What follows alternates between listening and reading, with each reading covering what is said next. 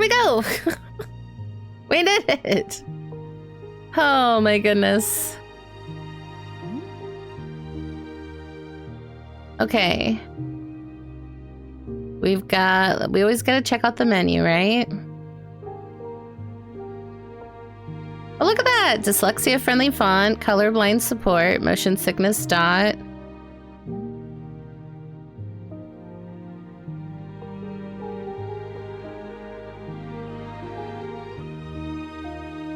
There's all kinds of stuff. This is nice. Oh my god. Jump scare.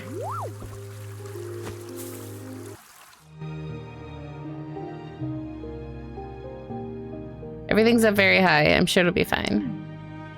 Okay, new game.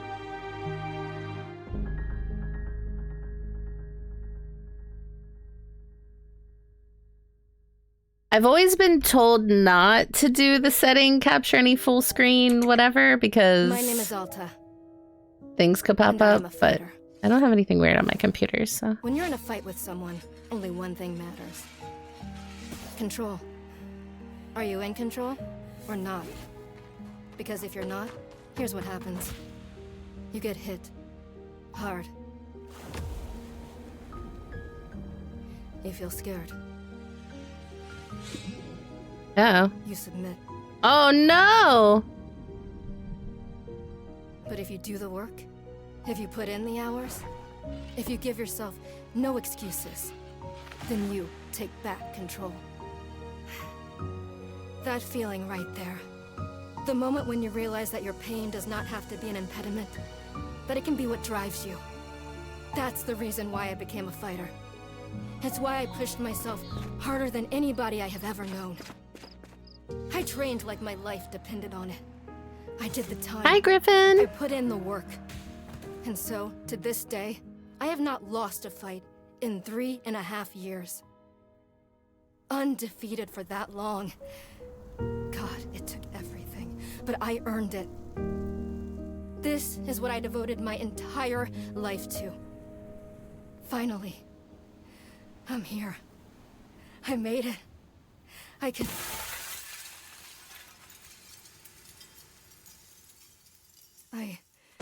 I lost? How? No. I must have gotten sloppy. Complacent. I must have slacked on my training. I'm so stupid! But I can use this failure to push myself even harder. Train myself back up better than ever. Right. Maybe the loss was actually a lesson I needed. Once I've made it back to the top, I'll never allow... Again. Oh no. I'm a failure. I'm weak. I'm a failure. Again. I'm a failure. A failure. I don't deserve it. I don't deserve it. I don't deserve it. I don't want to be this person. No. Snap out of it, Alta. Do not go to that place again. Take responsibility.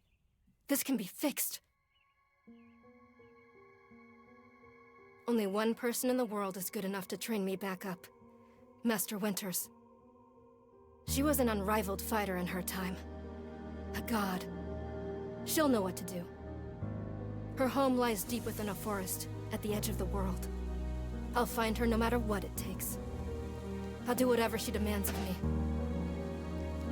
And when I leave this place, it will be on nobody's terms, but mine.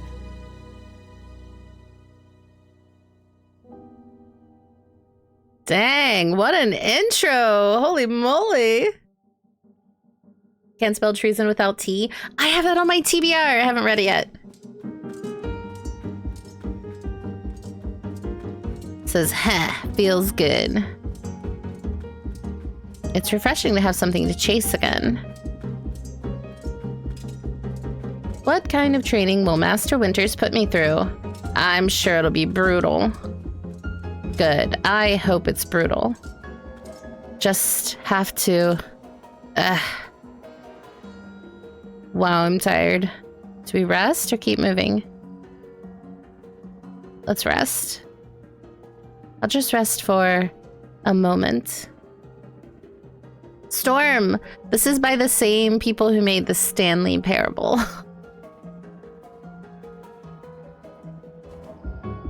Nope, nope, I can't stop now. What are you doing, Alta?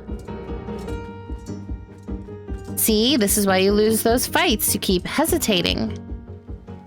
I was lazy. I let myself get complacent. I have to ensure it never happens again. That's all that matters. I have to... Wait, what's going on? Why does my sword suddenly feel so heavy? What happened? I can't carry it. Stop this, Alta. Pick your sword up. Pick it up. What are you doing? No. No, no, no. This is impossible. I've carried this sword with me every single day for more than 7 years. It's a part of my own body at this point. What's going on? What's wrong with me? Do I leave the sword here? Can I do that? Is that okay? I don't know if I have any other choice. I'll never find Master Winters at this pace I'm going. I'll just leave it here for now. And as soon as I find her, we'll come get the sword and resume the training. I'll be right back. Okay, there we go. It feels good to move quickly. You know, if I keep up this pace, I could... hang on. Let's try and rest again. It's a very low stakes stories. Best comparison I heard was Stardew Valley of romance books. Interesting. I definitely want to check it out. It keeps suggesting it because I was reading... Oh no. Oh no. What's the book called? Bookshops and Bone Dust. No. No. What's it called? Lattes and Legends. Legends and Lattes. Something like that. Oh my gosh. Just for a second. Just a moment. And then back to it. I'm gathering my energy. I'll summon everything I have and push until I find Master Winters. Oof. Just gathering my energy, then right back to it. She's supposed to be hidden in a bush. Uh-oh. I think we fell.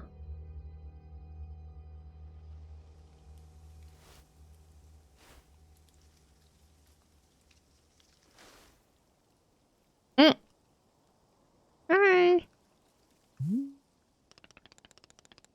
A very good morning, miss. Good to see you are awake. I have to go.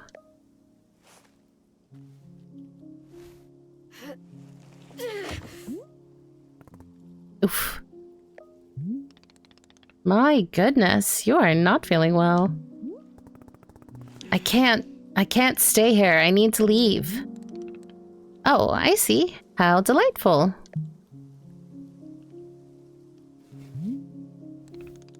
Say, Boro would very much like a cup of tea. Which is to say, this one's name is Boro. A pleasure to be making your acquaintance. And are you having a name as well? You could say no! Why would you be mean? Wonderful. Welcome to Wanderstop, Miss Alta. Wanderstop is the name of my tea shop, you see, right there in front of us.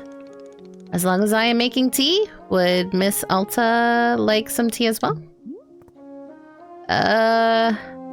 No. An acceptable answer. Tea only for Boro, then. Wait. Did you carry me here from the forest? Indeed. It seems I am still having the upper body strength of my youth. Boro was once fastidious about developing his triceps, if you can imagine. My sword! We have to go back and get my sword! Oh, not to worry. Boro already retrieved the sword. It was lying not far from where I found you. So you could pick the sword up? Did it feel really heavy? No, I don't believe so. Just the normal sword weight. Is the sword supposed to be heavy? It was heavy just before I passed out. Of course not, it's just a sword. I can lift the sword. How interesting. No, it was simply the weight a sword should be. May I be asking what brought you here to this forest? I'm looking for someone. I see. For fun? Master Winters is a legendary warrior. She lives somewhere out here. I need her to train me. So, for fun! Wonderful! Now then, it is time for the tea Boro promised to himself. Very exciting. Something has occurred to me. You said you are not wanting to drink tea. But perhaps you'd wish to help me make tea? The making of tea, it is good for the soul and body. Perhaps help you recover. I'm a fighter, not a tea maker. I'll be leaving here soon, or say nothing. I feel like she would say I'm a fighter, not a tea maker. Ha, only fighting for Miss Alta. She does not sleep, breathe, or eat, only fight. Yeah, basically. Well, I suggest that you at least do the breathing. Very important stuff. And although making tea is perhaps not as vital as breathing, I think you'd enjoy it. Think of yourself. You have collapsed from your journeys and are badly in need of rest. You can run back into the woods, yes, it's true. Or you can briefly relax here while keeping your hands occupied. What is there to lose by spending just a few easy minutes making tea? And then, of course, straight back to your exciting journeys in the forest. Nothing but a momentary diversion. What do you say? Do not feel like you have to answer right away. I will be over there inside that shop. If you wish to help me make tea, come speak with me and I would be glad to show you how. It is entirely up to you. Please, take your time and be well.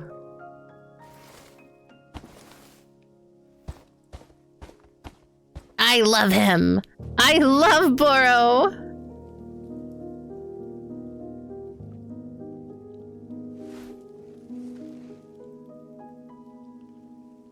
Can we walk?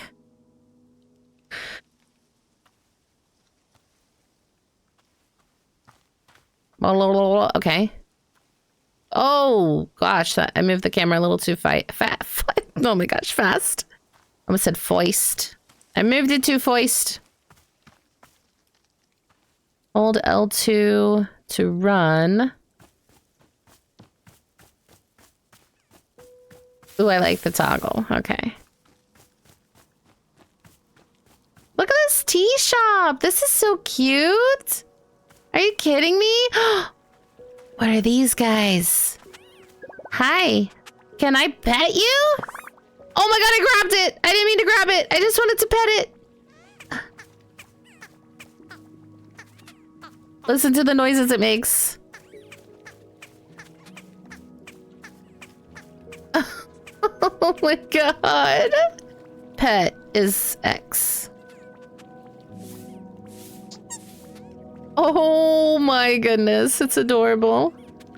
Uh-oh, that guy stole your spot. Here. Drop.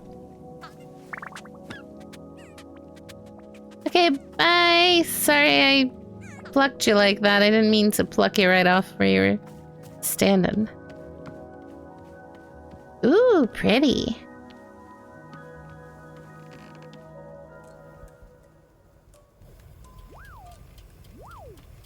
What?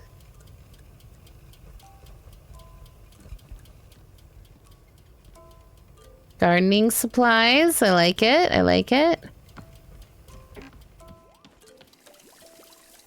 Look at this!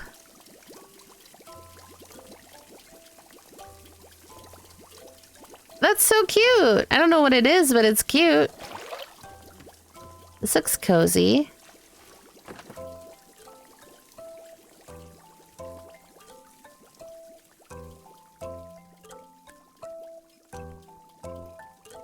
Is it just like a water feature?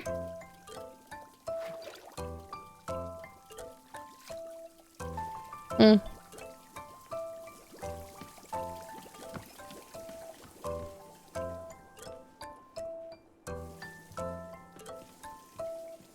Okay, okay. Ah, hello, miss. You've decided to join me. I'll do this with you only until I'm well enough to travel. Very good. I am understanding completely. Now then, we must be showing you the steps to make tea. If we are going to do this properly, we must harvest our own ingredients. No cutting quarters at Wanderstop. Please, won't you come with me? I will show you to the maintenance room to gather our tools. Hold R2 to highlight the current location of other characters and key items in the clearing. Oh, look at that! I like that.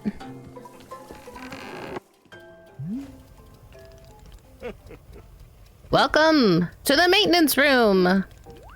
Here you will find all sorts of useful tools for running a tea shop. For instance, the tools that we must use to dry the tea leaves. Do you see the basket that is right there? Go ahead and pick it up. With the basket in hand, you can gather up tea leaves that have grown outside. It's a dishwasher! You're so smart. Just scoop them right into the basket. No trimming required. Remember, you'll need an entirely full basket before the tea drying process can begin. Once your basket is full, return here and place the leaves into one of these bowls. The leaves will begin naturally drying themselves, just like that. If you have used up all the tea bushes that are in front of our shop, you can always find more out in the clearing. They regrow in plentiful numbers along the outer edges of the clearing. No need to worry about running out. Oh, that's nice. All sounds good? Why don't you get some tea leaves drying and then please come speak with me. Okay. Basket. Look how cute I am with this basket in my hand.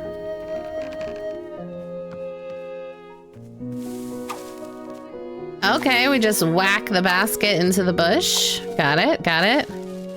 This is a very precise way to collect tea leaves. And you can't see it. Dang it, hold on. Oh, shoot, sorry about that. Hold on, I'm covering it.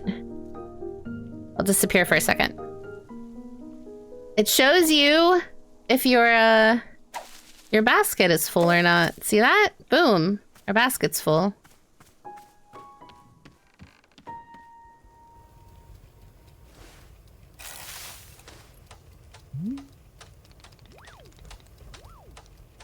Excellent job. Please come see me to discuss next steps.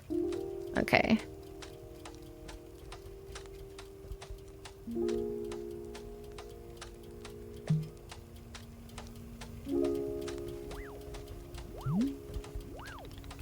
You set the leaves out to dry, and it will be several minutes before the process is complete. Once they have fully dried, they will clump together into a tea ball, easy for storage and transportation. Yes, the tea ball really is the most convenient of nature's miracles. But miss, we can put the tea ball out of our minds for now. The next step is to do a bit of gardening. Perhaps you already saw the wall of tools behind you. Each one of them can help us in some way. For right now, though, all we are needing is the watering can. It looks like a frog. Please, won't you take the watering can with you? Perhaps stash it in your pocket for easy use. Then, with your watering can stashed, come and meet me outside by the garden. Okay, press square to stash an item. This will move it into your pocket. Square can be used when an item is in your hand or when the item is on the ground in front of you. Okay.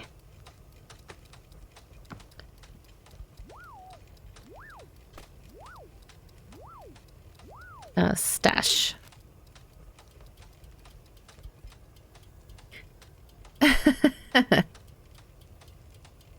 To open a pocket, press and hold.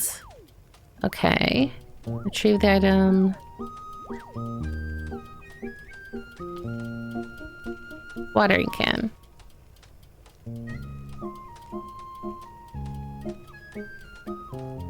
How do I put it back? Oh no! Stash. Oh, okay. So I hold up and I get the watering can out and then I push square and I stash it. We're learning, we're learning.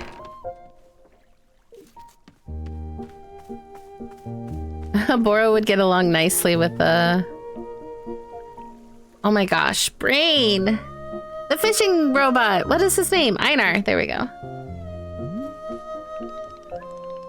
Welcome to the garden! Here is where Boro likes to do the planting of plants.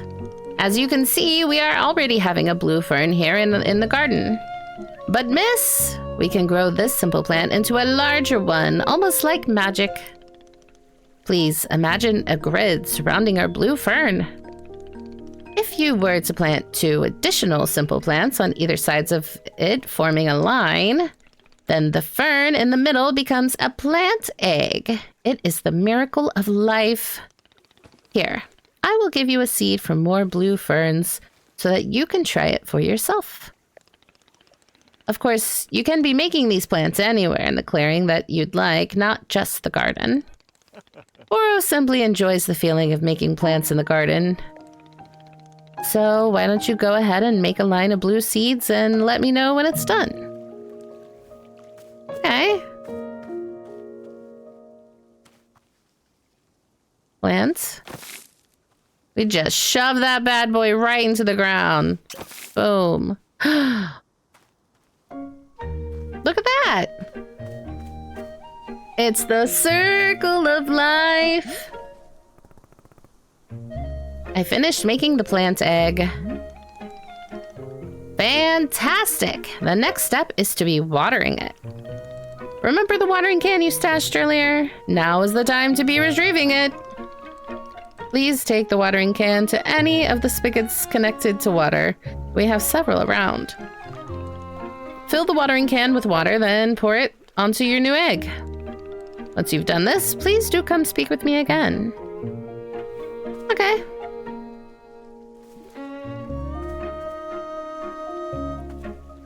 Hold X to fill your watering can.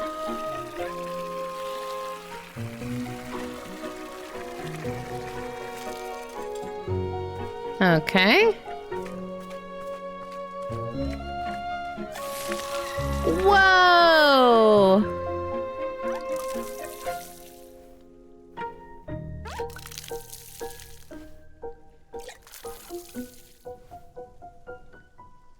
We did that. We did it. What? The heck was that? Aha! You have successfully watered the plant egg. Once you water the egg, it will grow into a hybrid plant. The plant you have made is what I call a small hybrid. Try using your watering can on it again. It will grow even more seeds. In this way, you can be using small hybrids to make as many new plants as you'd like. Once you've picked a fresh new seed from the small hybrid, please let me know.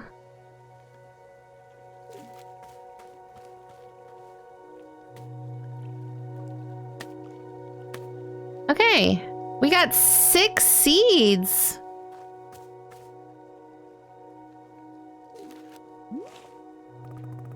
Okay, I got more seeds. Excellent. Let us move on to the next step. Is this going to be written down anywhere? Yes, of course. All this is written in a book in our library. I will point you to it later. But for now, I would like to show you the next type of plant. Can you guess what we will be making after small hybrids? Guess. Large hybrids? That is correct! Just as small hybrids produce seeds, large hybrids will give us fruits. Remember how you used a line pattern to be making a small hybrid? Well, to make a large hybrid, we instead use this triangular pattern. You do not have to reuse any of the plants we planted to make the small hybrid. This is an entirely new shape. How does that sound? Simply use some of the blue seeds you produced to make the new triangular pattern. Once you've made the large hybrid, water it to receive fruit just like you did to get seeds. Go ahead and try it, and please tell me when you've picked a fresh fruit from the plant. Okay.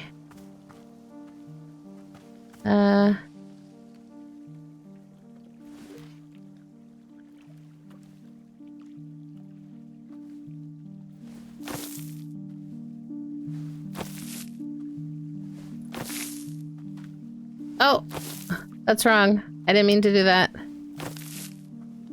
Can I dig that one up? Okay, water. No? Wrong button. Whoa!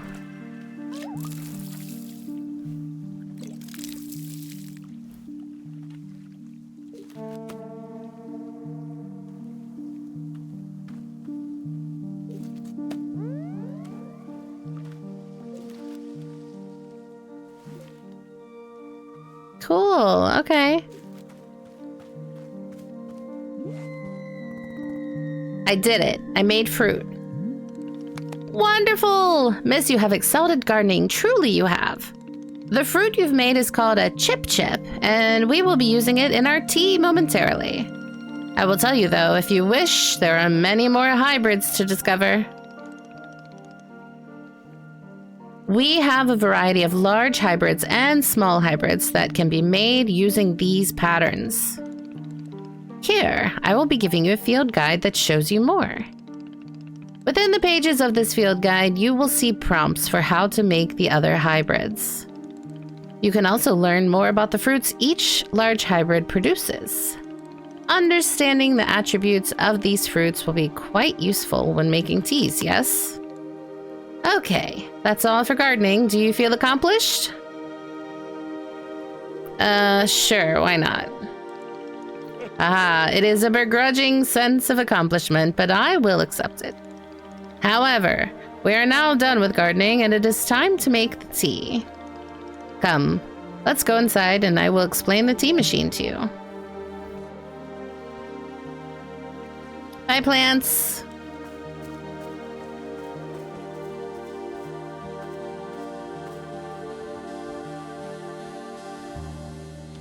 I like this music.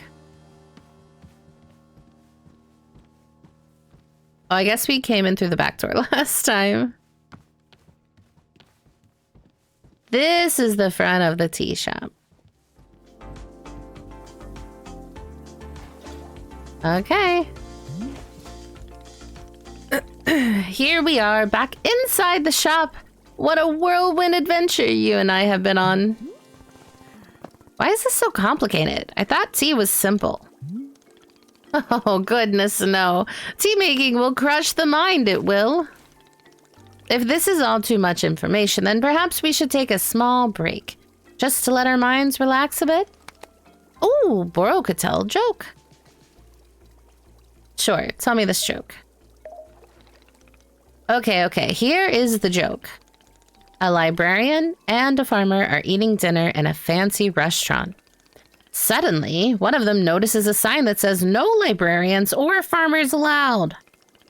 They both become quite scared that they are going to be kicked out of the restaurant.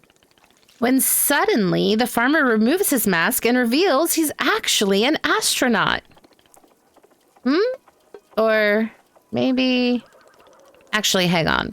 What if they're eating dinner in space and the sign says no astronauts? Okay, yes, this is much funnier. Are you improvising this joke? Yes. Why? Well, Boro is attempting a more organic feeling for the joke. That way the humor is feeling light and fresh, wouldn't you agree? Fine, but this better make me laugh. Yes, of course. Okay, where were we? The librarian and the farmer are eating dinner in a restaurant in space, and a sign says, "No astronauts allowed." This means there's no concern of them being kicked out of the restaurant until both of them remove their masks. They are both astronauts. Oh no, this is a tragedy. Surely they're going to be kicked out of the space restaurant. But then, let's see. But then the sign removes its mask too. It isn't a sign after all, it's the dessert menu. They both order dessert. One asks for custard and the other asks for a banana split. Then after dessert, they leave the restaurant and go to a movie theater? Is this joke going somewhere?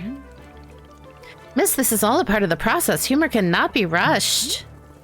Yeah, but it has to get somewhere eventually.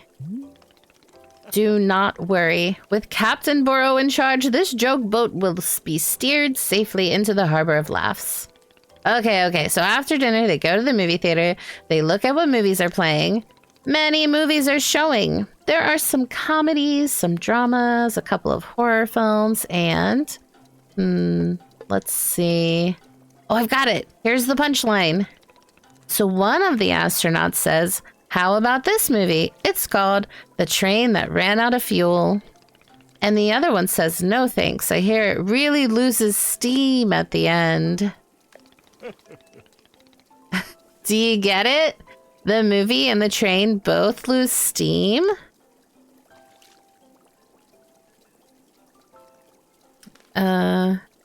Wait. What was the point of the astronauts? Why was there a whole section of the joke where they just ate dinner and took off their masks? Ah, that was character building, creating context. You see, the first half of the joke helps you care about them. You're invested in their story. No, I'm not. I don't care about the astronauts at all. I see. Well, this is all useful feedback. Boro will be refining and workshopping his material going forward. At any rate, that delightful diversion into comedy has left us both refreshed and relaxed. Shall we get back to tea making? I am quite excited because this next step is the most important of all. Behold, the tea machine. Look at that bad boy. So many tubes. Yes, the tea machine is the most vital part of preparing drinks. Someone please send me motivation to pack. I'm sending you all the motivation I can muster. Is it user-friendly, miss? I do not even know. But for your convenience, I will add a few new pages to your field guide. These instructions should help explain how the tea machine is to be used, I hope. Step 1, pour in the water. Climb the ladder until you reach the rope hanging from the ceiling. Pull the rope downward to pour a fresh batch of water.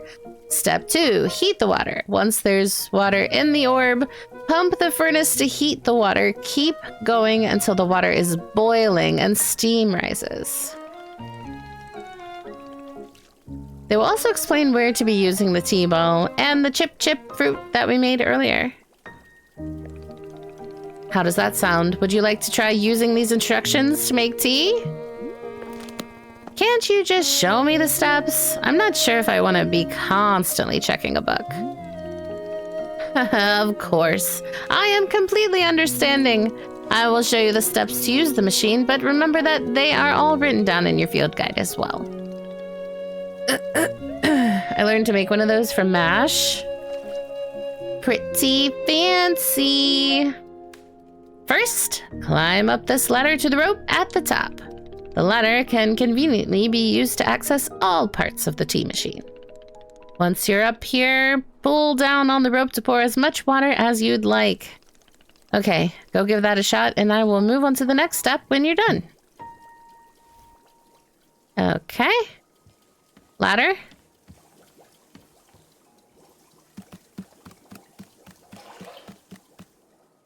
Water. Hold X. Okay.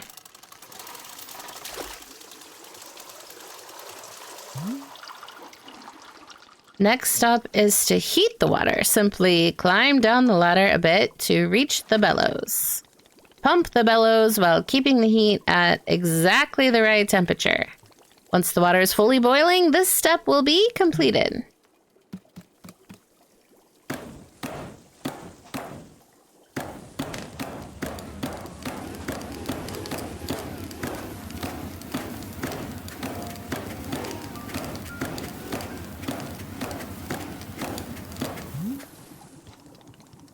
Aha, now that is some steaming hot water.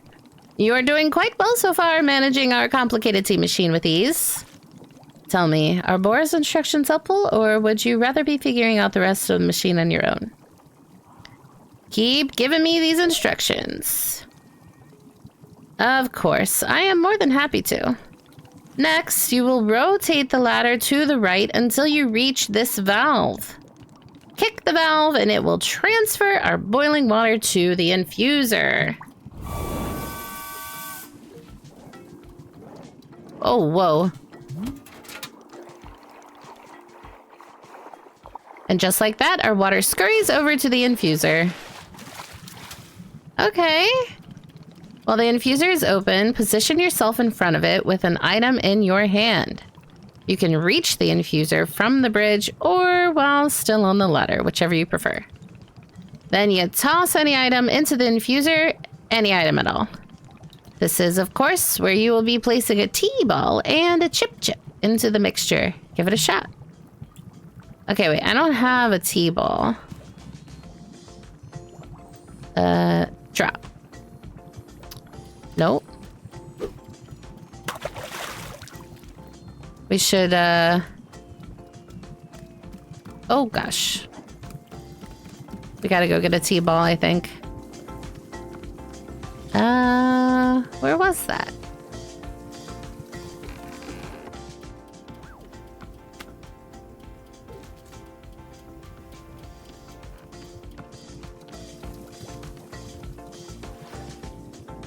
I'm so turned around. Okay, here we go. Where you going, Shay?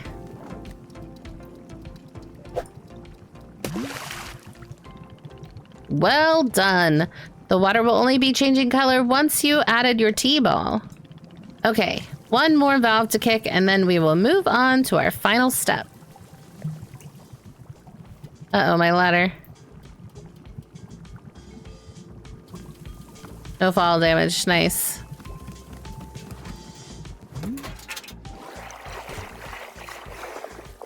Oh, you get to go see Kaji! Yay! I love that.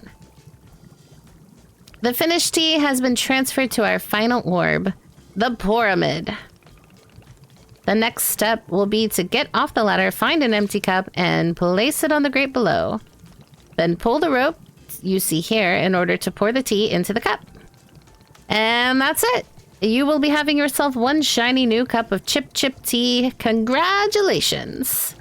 You can even pour multiple cups of tea from the same batch if you wish. Okay. A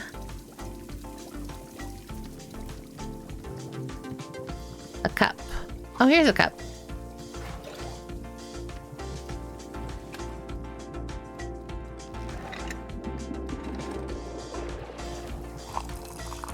I didn't pour very much in there, did I?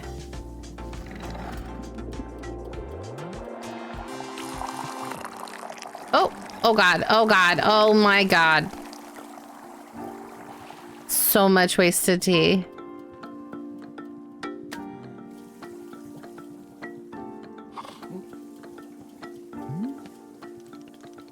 Ah, is this the tea that you have made? Yep, here it is. Aha, splendid.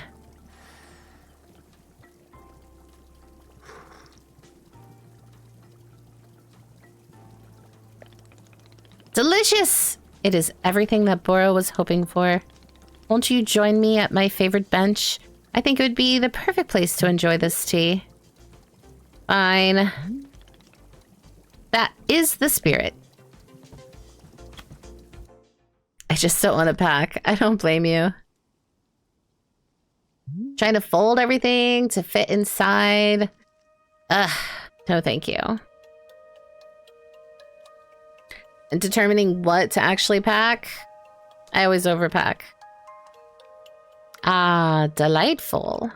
A cup of tea, a nice view, and a new acquaintance. Tell me, do you find the scenery as enchanting as I do? Is it a feast for your eyes? It's fine. Ah, I will take it. I must say, to hear a note of positivity from you is a beautiful thing, like a ray of sunshine. There are things I like. Oh, do tell. What is bringing you joy? Winning a tournament. Haha, so I suspected. I would not have guessed that you knit on the weekends. I've knitted, but I don't like it. For me, personally, there are few satisfactions in the world quite like running a tea shop. To make a warm drink and put it in the hands of a customer, yum, what a feeling. If you ever put your mission on hold, I'm always looking for help here at the shop. Wait, put my mission on hold? What exactly would I do that? Why exactly would I do that? I simply mean that it is possible you decide to stop looking for this Master Winters. And if that were to happen, you would be welcome to stay here and... What are you talking about? You think I'm someone who would give up on this? It could happen. People are changing their course all the time. Perhaps you are not able to be finding her, or you are simply tired. It is normal to... Wait. No, stop right there. You've known me for 10 minutes, and you're talking about how you think I'd quit? I have devoted every day of my life to this, every single day for years and years. You have no idea the sacrifices I've made, the pain I've endured. You can't begin to imagine it. Do you understand that fighting is the one single thing I've spent my life on? I can't give it up. I am sorry, miss. I was not meaning to touch on such a nerve. It's not a nerve. It's me. You're talking about me. If I don't find Master Winters, then I can never be the person I want to be ever again. But you think I should just give it up? Live in a mediocrity for the rest of my life? Just serve tea and try not to spend every single day thinking about how I had everything and I let it slip away? Do you want me to fail? Would it feel good to see the big, strong warrior have to fall and cry and beg for help? Miss, can I? What am I doing here? Why am I even having this conversation?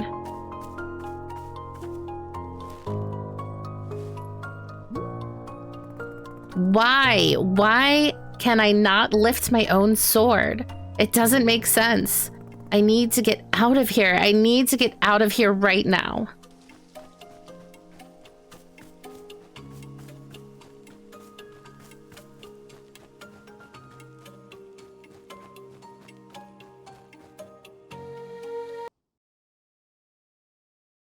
Is there a setting where she's not so rude? No. That's just who she is. No. I can't give up on finding Master Winters. Never. Not until she trains me back up into excellence. Back to being undefeated. If I have to, I'll... Oof. I can't believe it. How tired I've been. Hi, Zed! How you doing?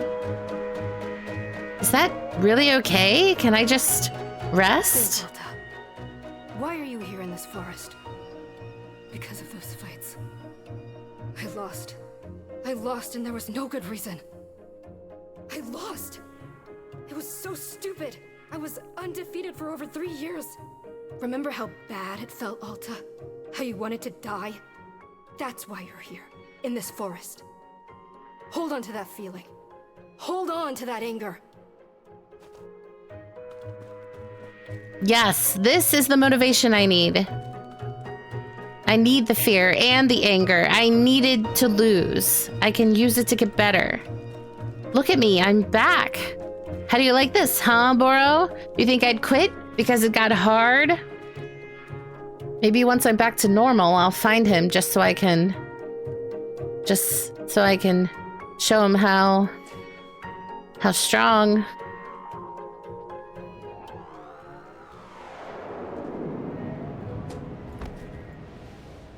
Ruh-roh.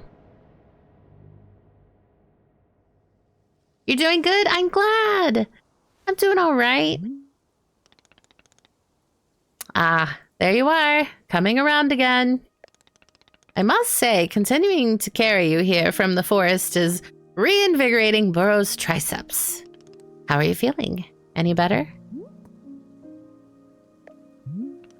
Miss? Something's wrong with me. What's going on here? What's wrong with me? Miss, I am not seeing anything wrong with you.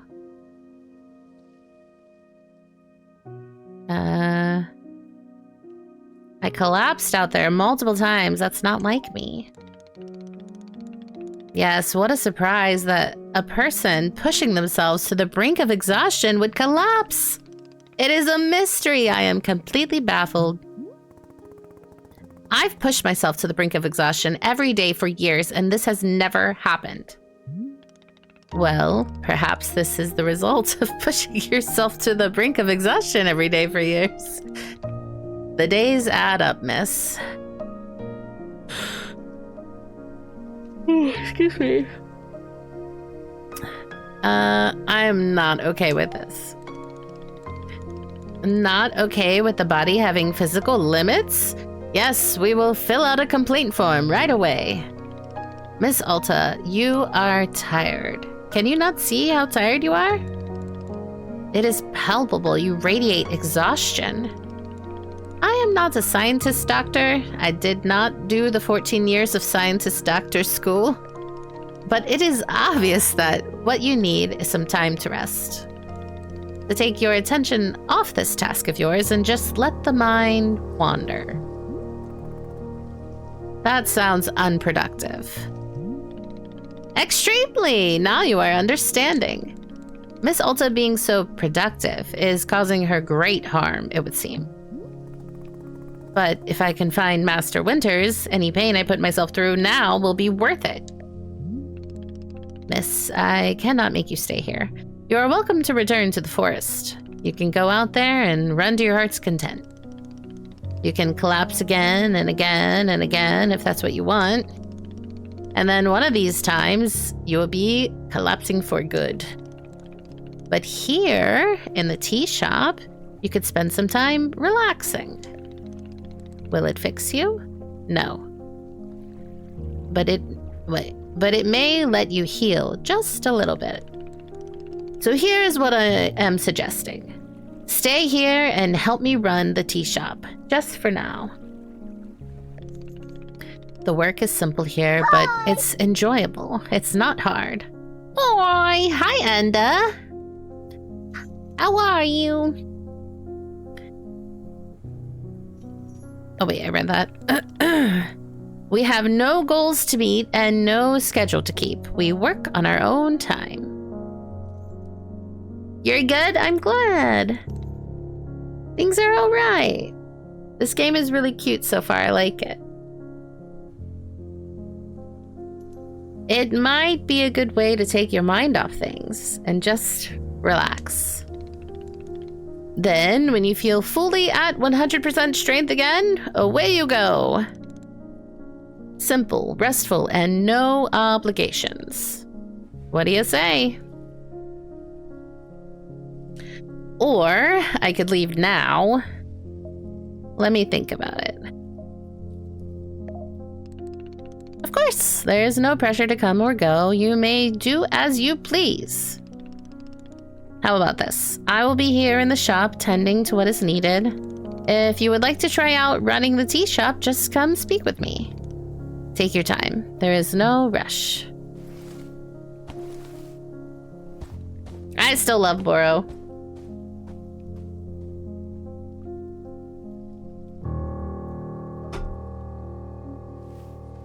I've got tea right here.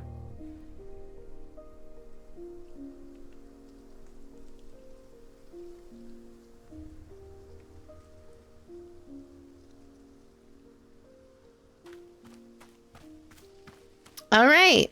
Well...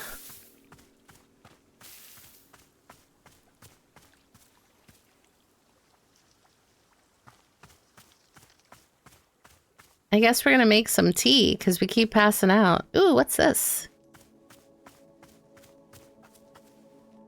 Oh, I can't jump? I thought I could jump earlier. Whoa. Pink seeds. These are new.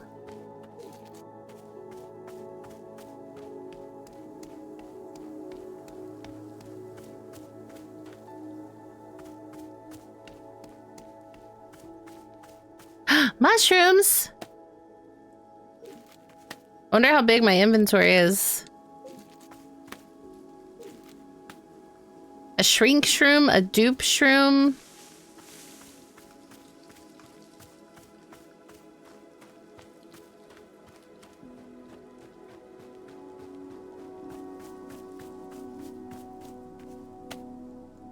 A gift shroom.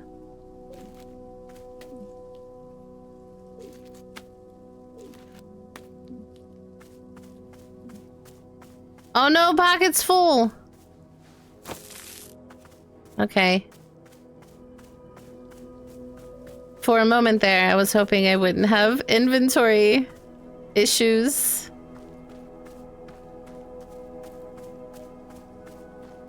Oh, that's pretty! Ah, I love this place.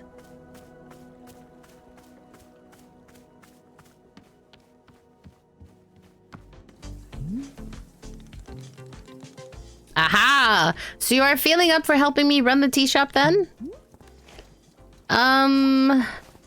Briefly. Literally, as soon as I can pick up my sword again, I am out of here. Of course, the very split second you are well enough. Besides, I owe you for carrying me out of the forest. So if I was in your debt for that, consider the debt repaid. It sounds like a very equitable business exchange. So, what's first? What's first is that we must be better acquainting you with the shop. Please, come with me.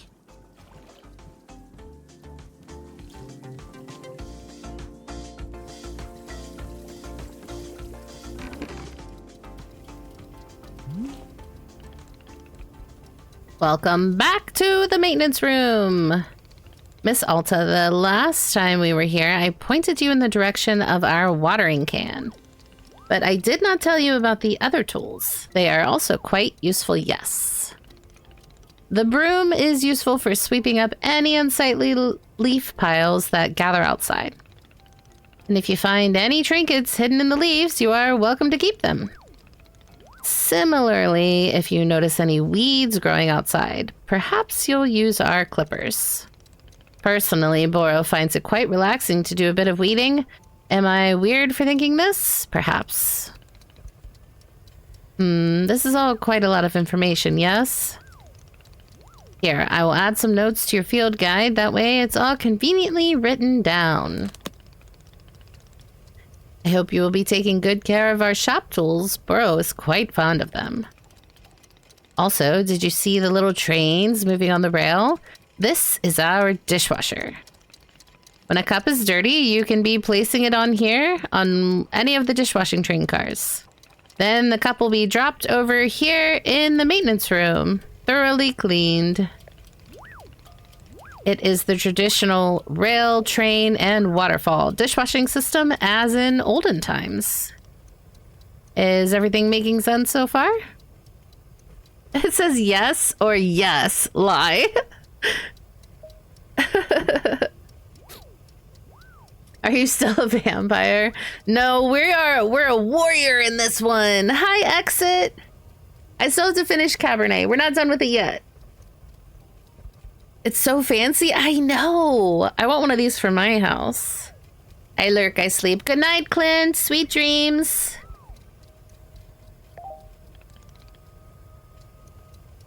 Very good. I am glad to hear. While we are here in the maintenance room, let us get you some attire. If you are to run a shop, then you must look the part. How else will our customers know to come to you for tea? Oh God, please. Wait, oh God, people just walk up to me and ask me for tea? With the right apron, they will. Here, let us see if this apron looks the part on you.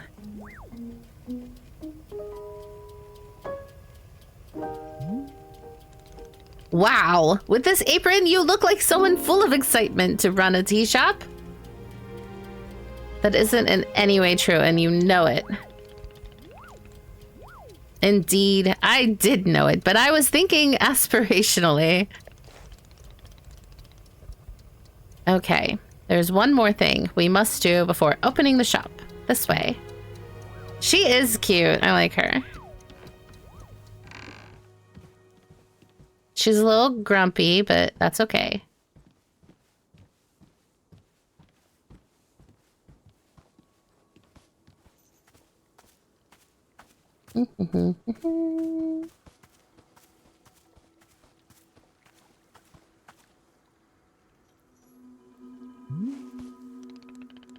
It is your lovely sword. Very beautiful specimen. The sword is still too heavy to lift, yes?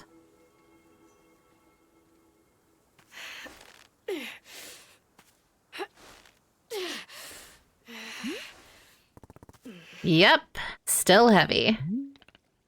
Wonderful.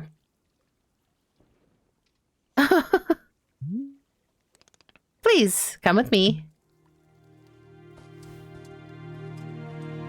I think it's a metaphor. I think it's a metaphor. Her burdens are too much. She can no longer hold them.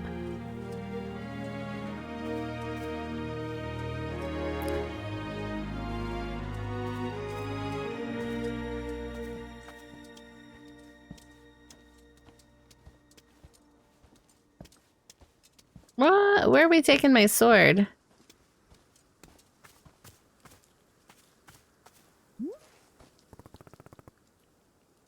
It really doesn't feel heavy to you? Not even a small amount. For now, let us leave the sword right here. What were you guys just saying? Excalibur. Did he stab it into the tree? No, it's just resting.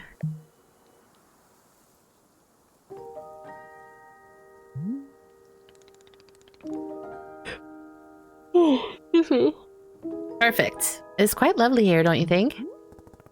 Bro, you don't know how important this sword is to me. Can I be asking where the sword came from?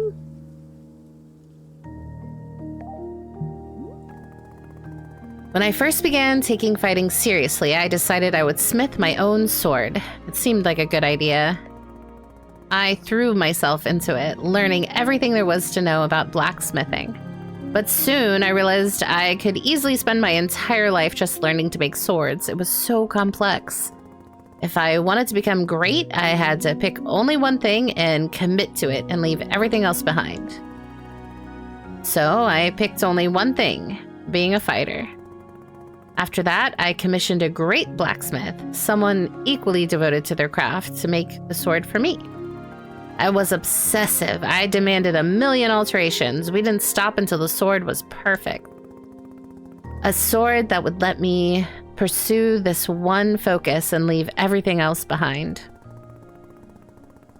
I'm not a blacksmith. I'm not a tea maker. I'm a fighter. That's all I intend to be. This sword is a part of me. I feel sick not being able to hold it anymore. I'm going to find a way to carry it again. I promise.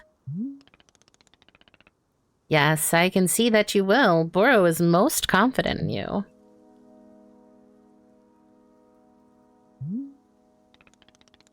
The sword goes in the stone, not on the stone or beside a tree.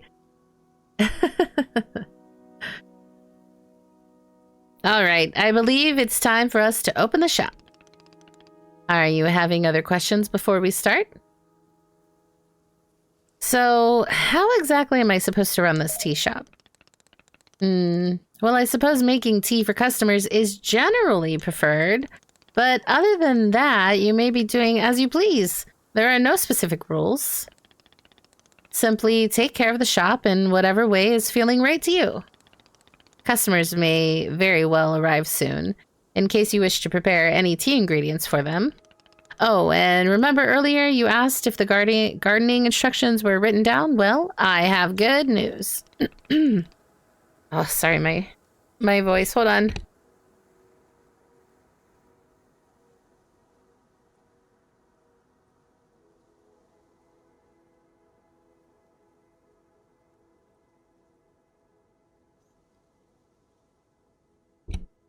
You should go in and visit the library in the upstairs section of our shop.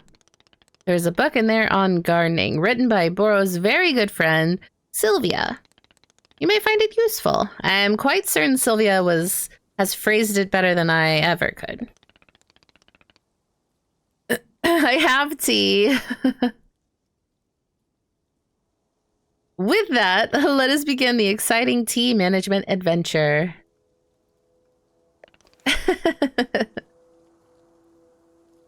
It's all the talking. I haven't talked this much in a while. It is beginning. Here we go. Are we doing it? Yes, we're doing it right now. It is happening as we speak. Okay, great. Good for us. Good for us indeed. We're doing it. Oh, I forgot I can't jump. That's painful.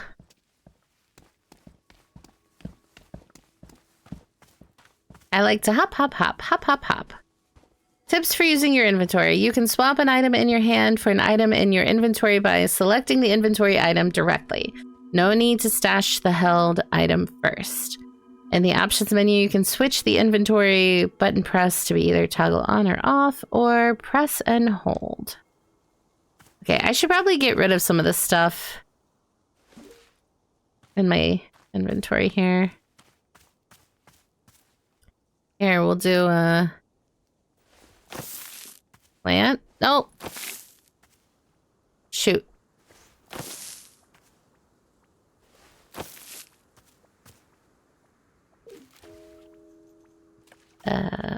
Water. Look what we made!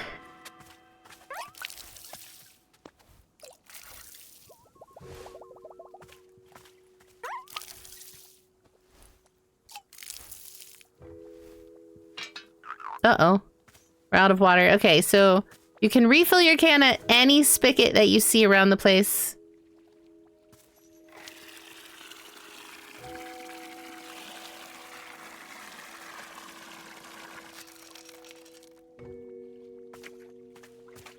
Hexagons are bestagons. They're pretty nice. So you can plant anywhere. Pretty much. See? Which I think that's super nice. And then you can grow whatever you want. And then you can take these seeds. See? I made these really pretty seeds. And then I'm pretty sure that will grow more seeds. Like this one over here, I think it'll grow seeds. Do I have to water it, maybe? Yes. See, every time you water it, it grows a seed.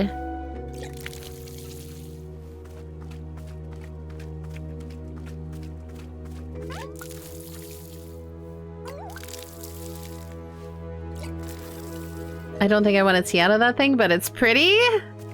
Oh, here comes somebody.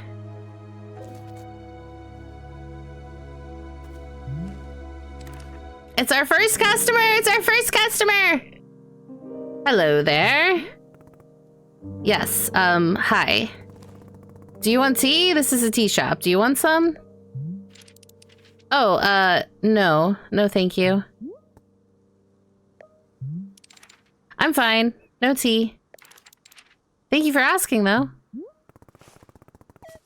Sure. In that case, I'll just do something else then. Sure.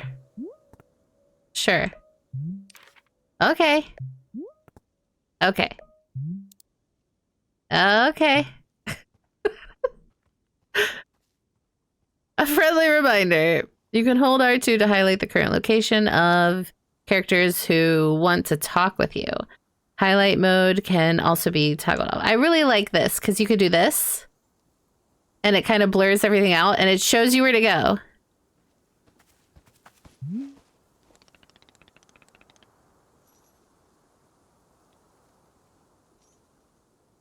Hello, miss. I saw you speaking with our new customer. How did it go?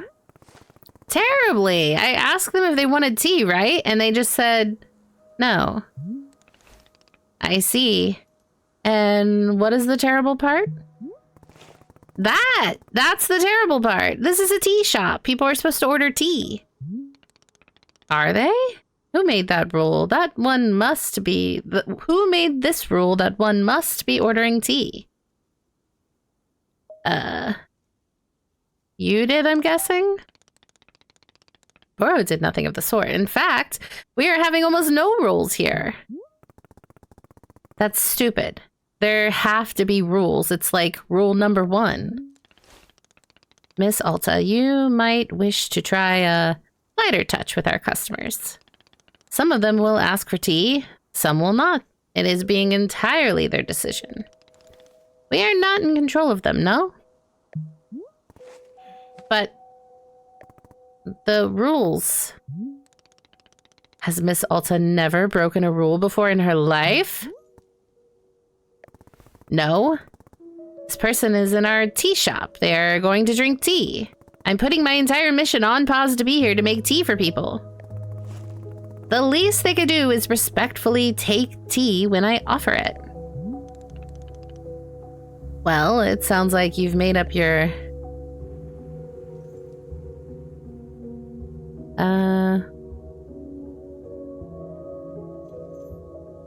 Can it tea, man? You're doing it my way now? Wait. Who wants tea?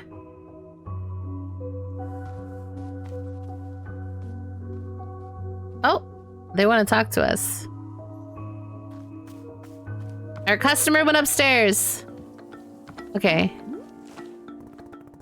Hey there. We just talked a second ago. Oh, right. Yes. Hello. Yeah, about that. You said you don't want tea, but that was obviously a slip of the tongue. Well, I don't mean to correct you, but that was what I meant to say about tea. I mean, not wanting it.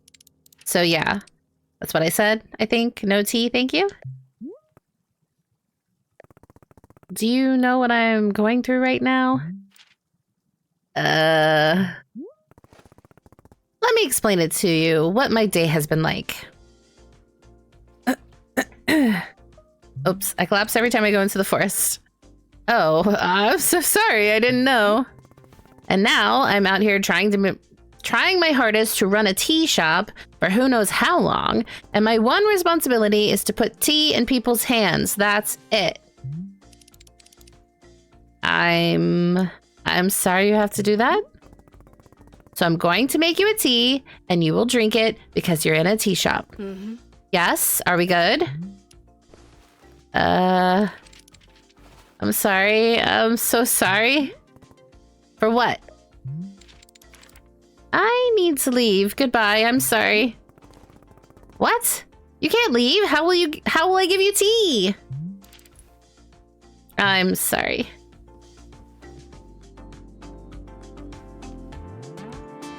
Take my tea!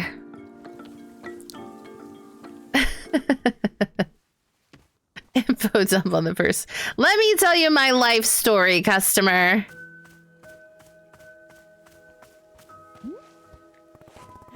Boro, they left. The person in the cave just walked out on me for no reason.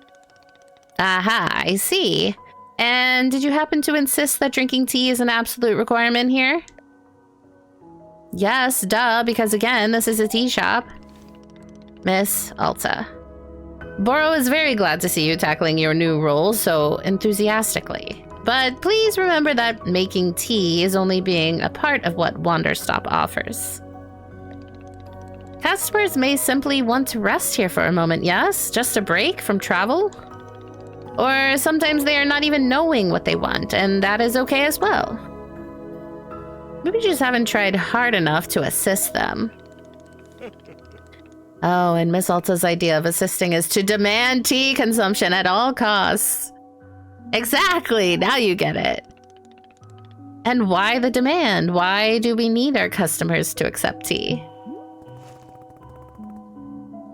I'm waiting for her to make the tea and chase them now. I made it, now you'll drink it. Because I need something to do out here, or I'll go insane. Otherwise, if I'm not making progress on something, I'm going to freak out. Well, how would you feel about using some downtime to maintain the shop a bit? I'm sure we will be having new customers soon.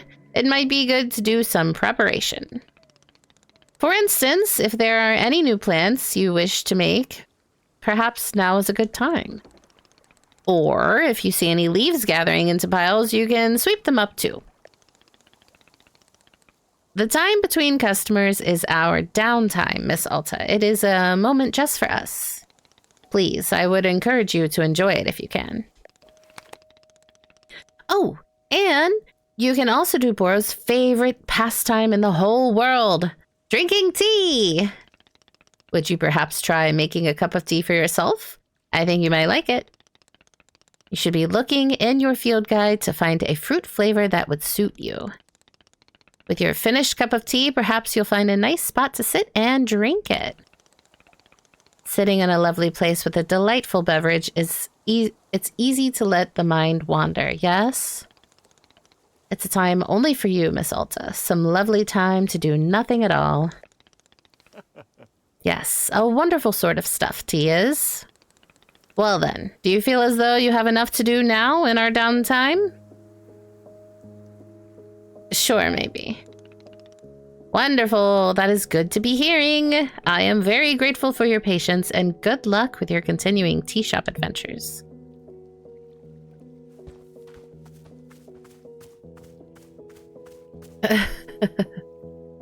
Right? You just work here, but you don't actually do anything. I have seeds, but I don't know what to do with them because I don't have enough to do stuff. Wait. Oh, look at this. Okay, brewing pockets. Interesting.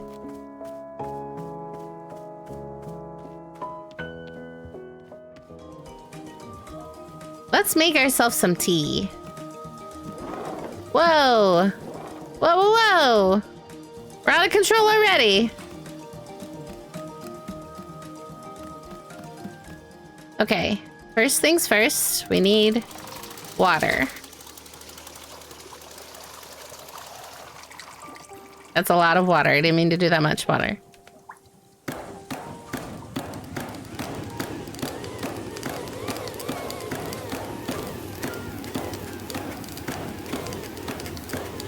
Okay, we gotta keep the temperature just right. Perfect, perfect. Kick it.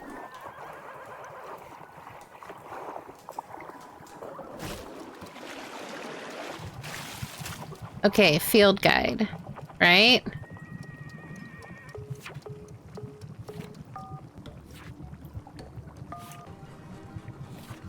We made Azzy fruit. Tastes like the day you first met your best friend. Tart, sticky, and high in caffeine. Oh, that sounds perfect. Okay. So we're gonna put in a tea ball and an Azzy fruit. Okay. Oh god. And we're gonna kick it.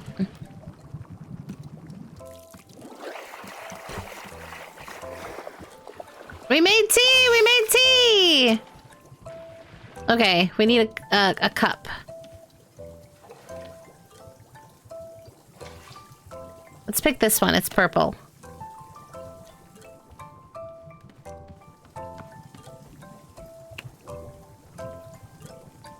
Let's see if we can do this without overflowing our cup like we did last time. right. That's a good cupcake. Oh no, I silver floated. Thank you. All right, I got me a cup of tea. Let's go find somewhere nice to sit.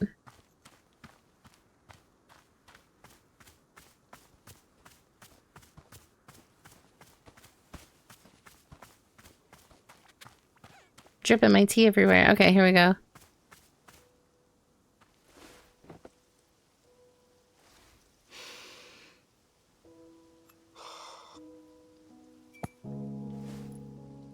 She did not look happy about that tea. I don't think I have a best friend. Do I? The closest is probably this kid who always came into the shop where my dad worked when I was young. I didn't like this guy. But he hung around the shop so often that at some point he just defaulted to being my friend. One day, he and I are hanging out and he says, "You know your dad's a loser, right?" Of course, I thought my dad was a total loser. I thought he was weak and spineless. But for some reason, I just instinctively punched this kid right in the face. I'd never punched anyone before. I hit him again, there on the ground, and he tried to kick back. But I held him down and hit him, and hit him, and then... Oh my. Then a bit later, my dad lost his job. And we had to move. And I never saw that kid again. After we moved, I remember the very first thing I did was sign up for boxing classes.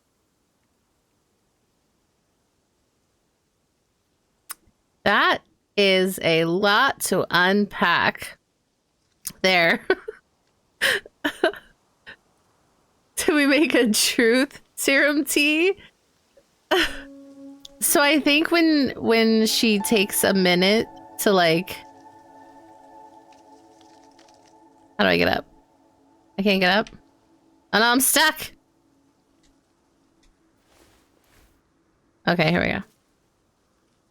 Different flavors of tea will evoke different thoughts from Ulta when she sits down to drink. The above sticker will be printed in your field guide next to any fruit that Ulta has offered her thoughts on. Tea leaves are not required when making tea for Ulta. What? You don't need tea leaves to make tea?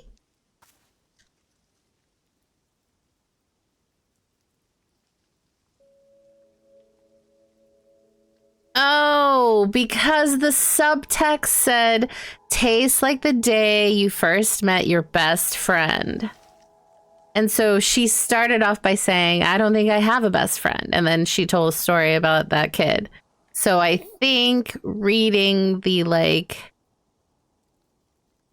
the text under it will tell you what she's going to comment on. Okay, we're figuring it out. I even read that and I still was like, what is happening?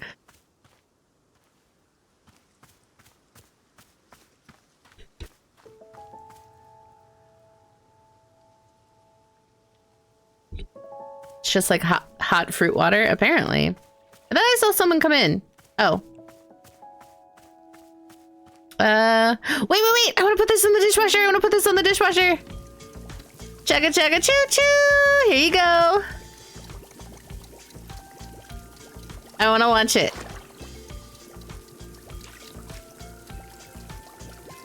It just stays right in there. Oh, look, it's already clean.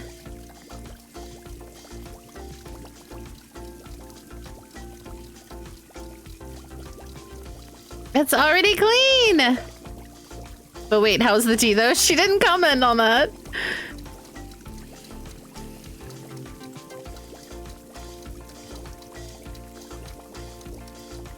Okay, oh wait. Here it goes.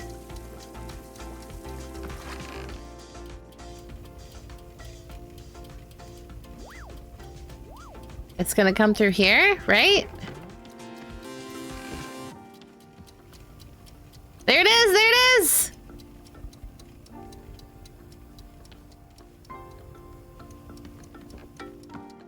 Cute. Wowee McZowie! This This looks exactly like a tea shop in the middle of the woods. No way, no freaking way. Is that really what it is? A magical tea shop? Yes. Amazing, stupendous. I love it. This is exactly the kind of wild adventure what a knight would get into. A real knight. Gerald the Knight at your liege. A fair day upon you, and also upon me, who is an actual knight. Yeah, somehow I'm not buying that you're a real knight. You're not, but I have all this knight stuff. What made you think I'm not a real knight? It's just your everything? I guess I can do my best to improve on everything. Hey, come to think of it, Timothy is also constantly asking me to improve on everything. Timothy? My son! And he's just the best darn son in the world. Here, I've got a photo of him. Look at this. I took him to the International World of Cheese Museum. He adored it!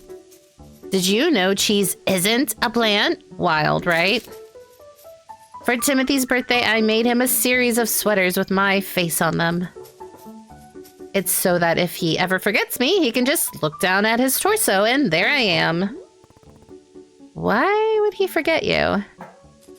Oh, he's always going on about wanting to purge me from his memory. You know how kids are. I don't. Ah, of course. Well, as a father, let me tell you, it's very normal for a son to wear a sweater with his father's face. Let's see another Timothy photo. This is us at 3 a.m. Oh my god. This is us at 4 a.m. This is us at 4:15 a.m. This is us at 4:22 a.m. I get it, Gerald. You enjoy waking Timothy up in the middle of the night. What? No, I don't.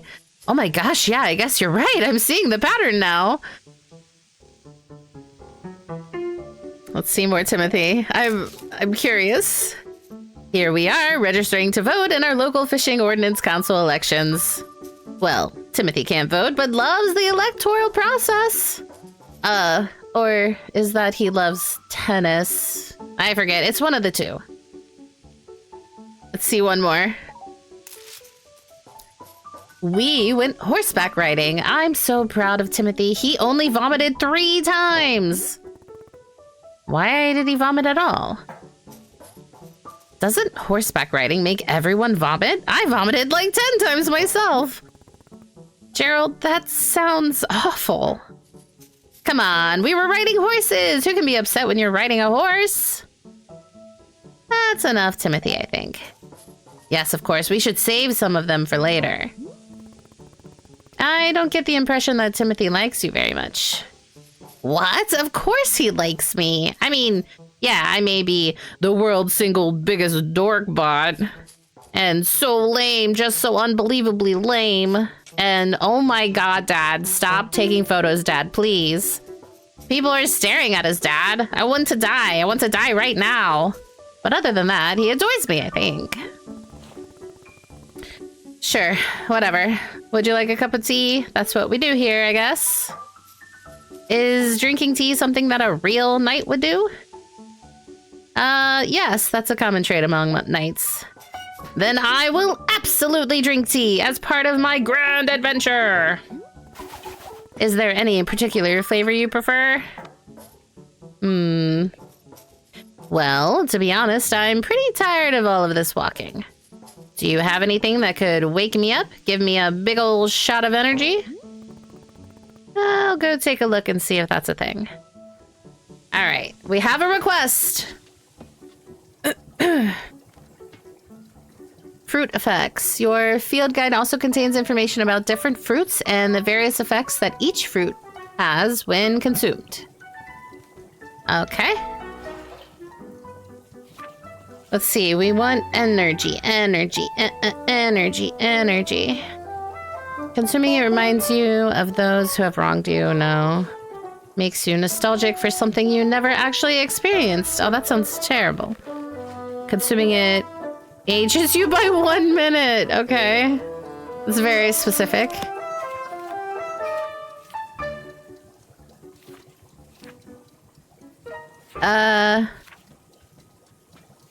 Okay, wait. I guess we have to go to the library? I didn't have that much information in my book yet. Wait.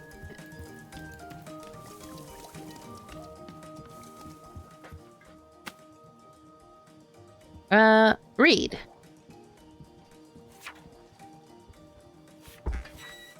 Simple plants. This is actually how to garden, which we...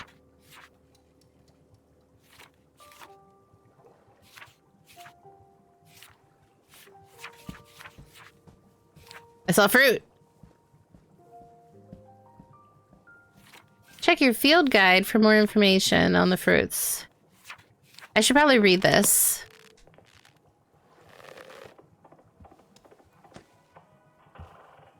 Okay. Well, that was unhelpful. Maybe what we can do is... What are these noises? Hello? Here, we're gonna stash... Wait.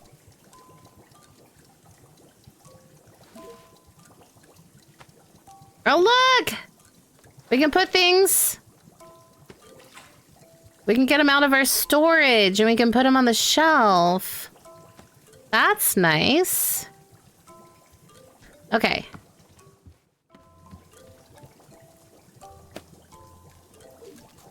I'm gonna pick up the seeds, not the fruit. And then we'll go plant some stuff, because we made the Azzy fruit, right?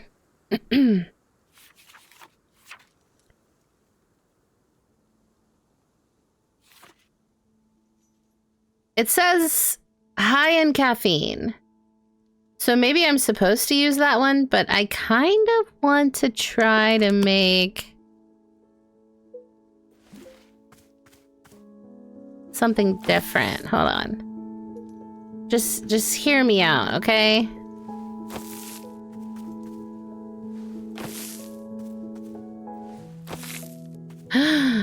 It did it. It did a thing. Whoa! Look at that!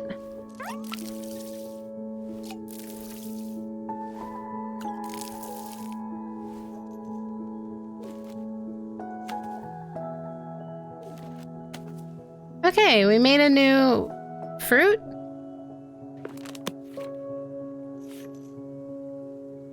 Oh, we made the puff pod fern. Okay, yeah, we're probably supposed to use an Azzy fruit. But we made it! I'm proud of us. Go team. Burrow has something to say. Burrow has noticed something very interesting happening to our tea machine. Have you seen the flowers that are sprouting on the tea machine tree, miss? It is no accident. This is because of the spare tea that goes unused when you make a new batch. You see, whatever tea gets poured down the drain is in fact being poured directly into the tree itself. Yes, your old and unused tea is actually hydrating the tea. How convenient. The more drinks you pour, the more flowers will be appearing on the tree. So please do not fret if some tea you make goes unused. All of it will find its purpose in the end. I feel like I should... Oh wait! We already made the tea! Look at that! This is Azzy tea right here. Look at us. We knew what we needed to make before we even had our customer.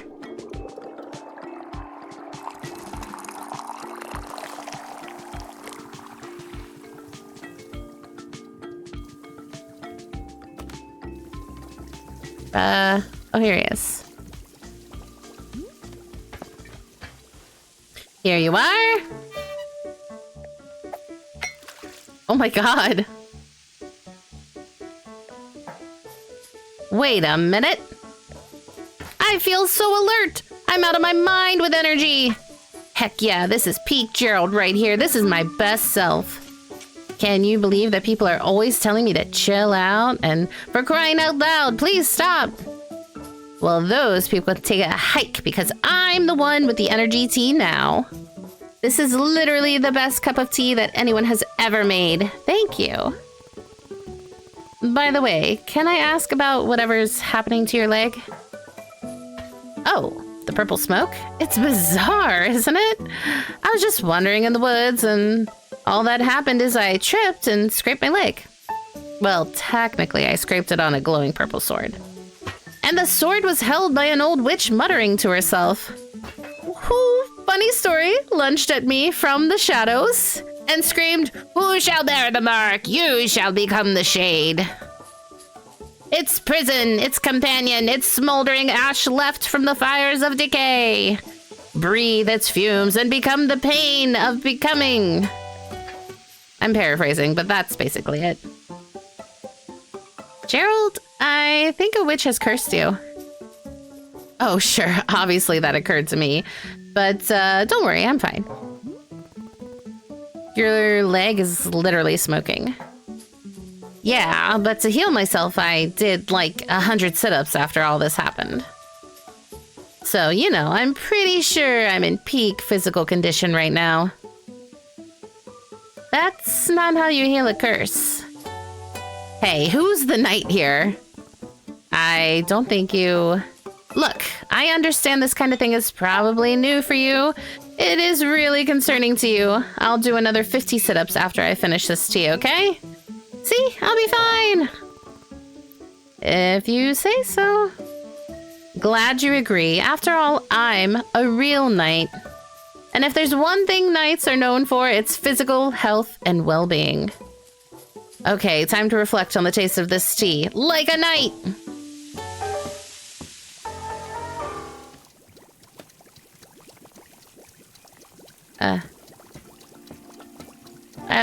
Sir? Oh boy. You tripped and scraped your leg? He straight up got stabbed by a witch who cursed him. I feel like we shouldn't let him leave. I feel like something bad's gonna happen to him. Oh god, they're coming back. Oh god, they're coming back. Hide, hide, hide. Oh, what's this? It's a package. I'll ask Boro about them.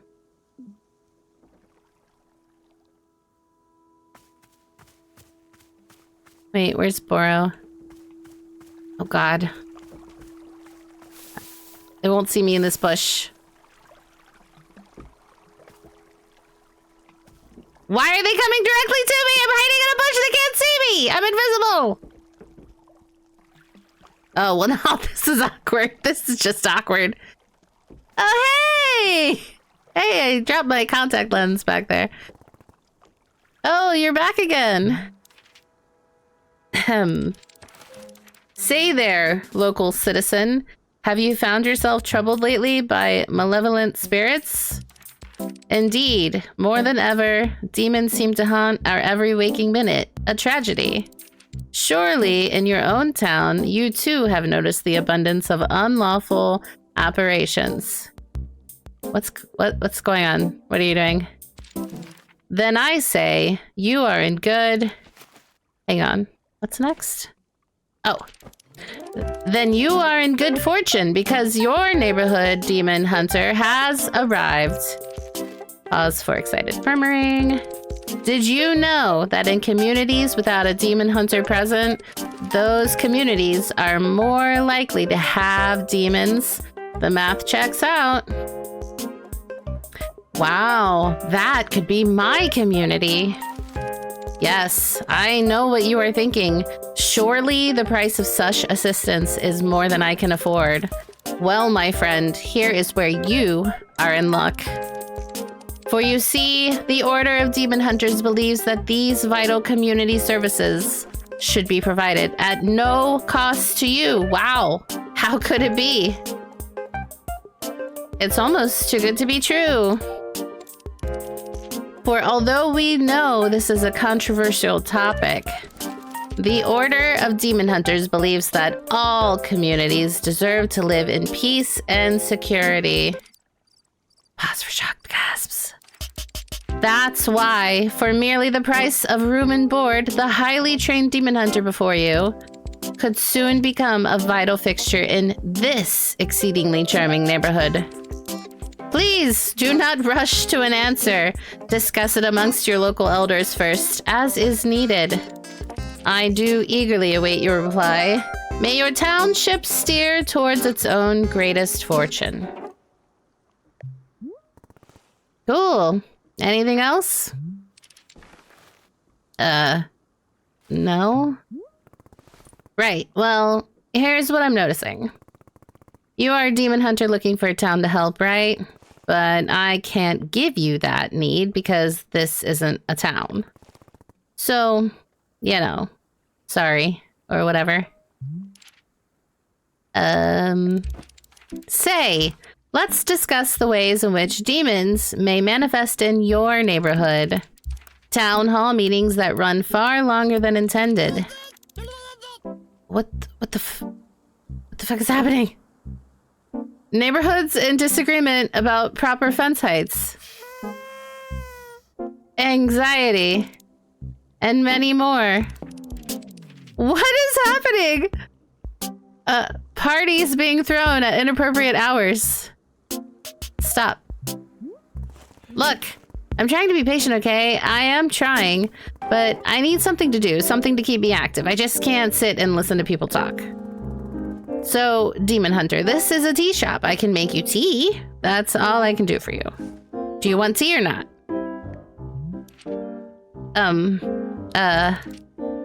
I guess, well, if you have brittle tea, I suppose we could do a brittle ceremony.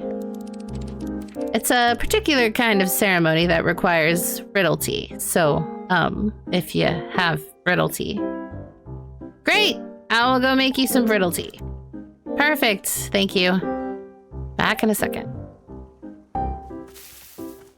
What were all those noises? He's back.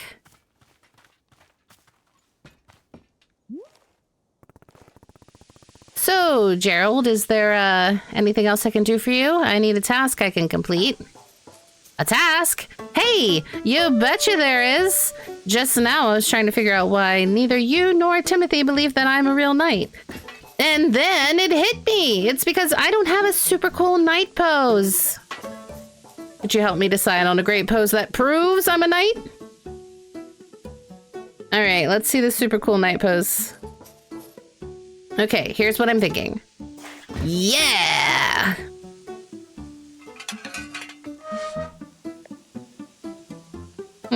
Can you add a bit of pizzazz to it? Oh, how about this?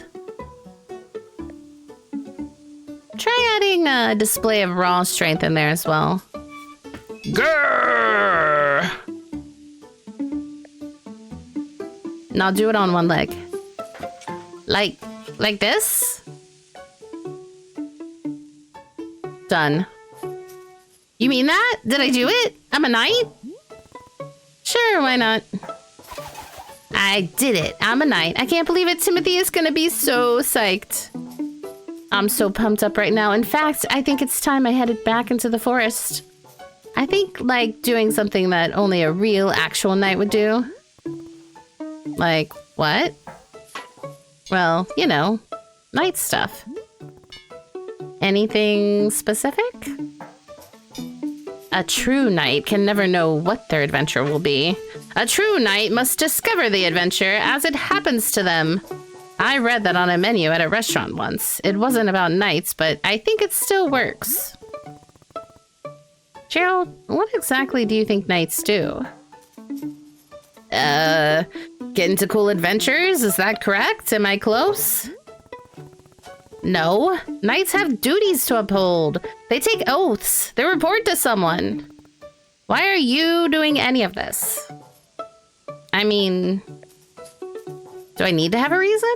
Can't a really cool dad just be a knight for no reason? Does it have to be to prove to his son that he's the coolest dad on the planet? But now that you mention it, do you think maybe he would find Find it cool that I'm a knight? If I got into the most fantastic adventures out there in the woods, if I was a real knight, then do you think he'd want to take more photos with me? And show off those photos to his friends? And call me something cool like Pops McGee? Is McGee really your last name? With all the nightly adventures I get into, there's no way I could be total dorkbot, right? This is my destiny. This is my story. It's time for me to go out there and be the best knight I can be. As knights are always saying, "Yar!" Goodbye, Gerald. Oh, okay. He did a loop-de-loop McGee, and he's off. Let's give this package to Boro. Boro, I found a package lying around. What should I do with it? Oh, you must have found a lost parcel. Yes, that is happening from time to time. It seems that when a person loses an item here in the forest finds a way to return it to them. And apparently, that way is by dropping it off here in the clearing for us to put in the mail. You can take the package over to our mailbox and drop it inside. That will ensure that it is returned to its rightful owner. Does that make sense? You're telling me the forest placed this package here? Oh, the forest is moving things around all the time. This is quite common. You can say... Who can say why or how it happens? These woods simply have a mind of their own. For example, Boro has been looking for his favorite pair of boots for weeks now. Did I simply misplace them? No, surely not. It was definitely the forest moving them around. At any rate, if you do see any packages lying around, you are welcome to mail them back to their owners. The USPS is also the forest? Who knew?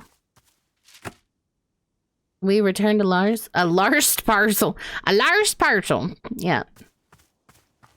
All right, we're making tea. Here, we gotta drain this. Oh my gosh. Can I? Please?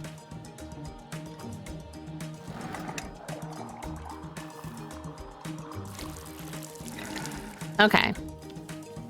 Do we have the berries that we need? No, we have puff pots. An ordle. I cannot speak. Oh my gosh. Okay. We're gonna need some more seeds. Whoa! Look at that! Cool. I need some blue fern seeds.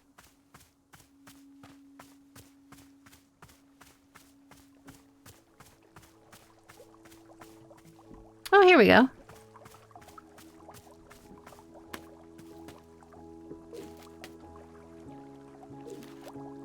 Oh, we have 10. We did not need that many.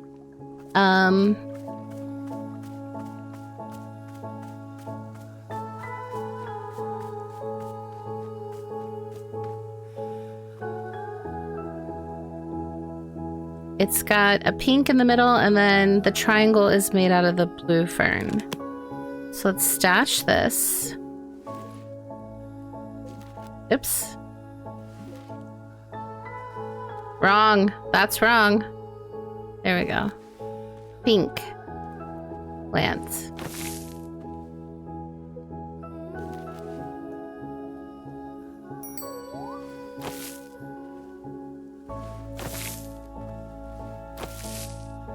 Okay, stash. Watering can is empty, but that's all right.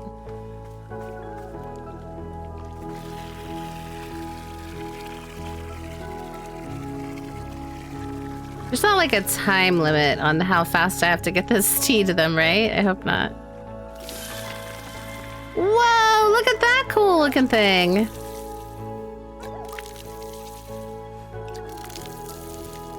Gerald is back already?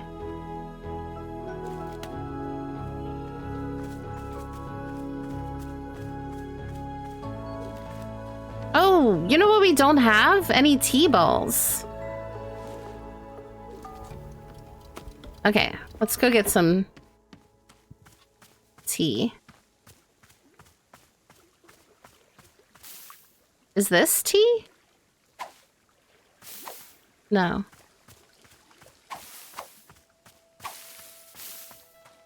I don't know what the tea bushes look like.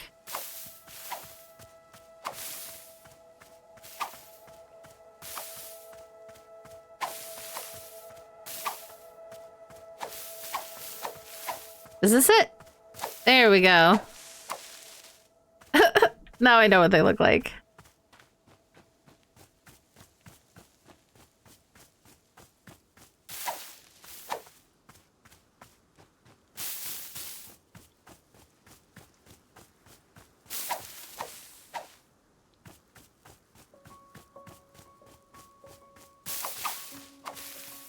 Swish, swish, swish.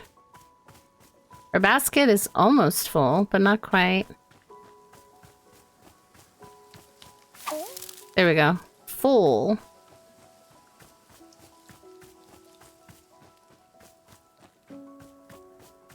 So once we have the tea leaves... Oh, excuse me, pardon me. Put them here. Dump.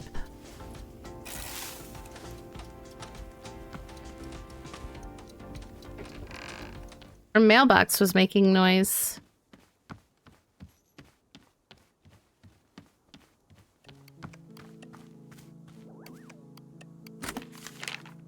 Thank you so much for mailing my lost package to me. It seems to have slipped out of my bag. What a blessing that you stumbled upon it and thought to send it back.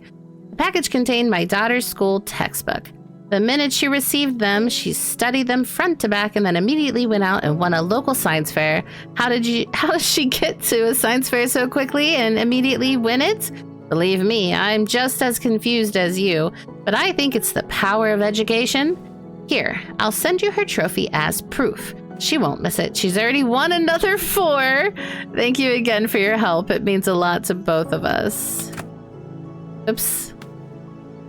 We got a science fair trophy.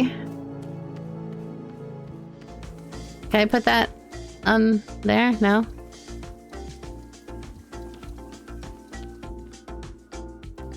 Where do we put our collectibles? There we go. Nice.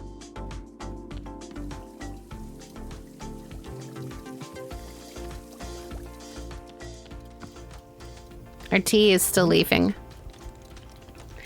Say, Boro. Oh, say. Boro has thought of something that you may wish to know about. Within our shop library, there is a book called The Book of Answers. Perhaps you have already seen it. Miss Alta, this is a very special book. It is an old and sacred tome. You see, the Book of Answers knows exactly how to meet the needs of every customer who comes through our shop. Yes, if you ever find yourself struggling beyond all reason with a drink request, you can simply go look in that book. We did that! It did not help us.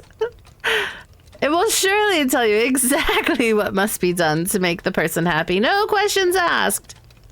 Where does the Book of Answers come from? I am not knowing. It is far older than even Boro, if you can believe it. Yes, we are simply custodians tending to its ancient and unknowable magic. Personally, Boro prefers not using the book to solve our customers' requests. It's a great delight.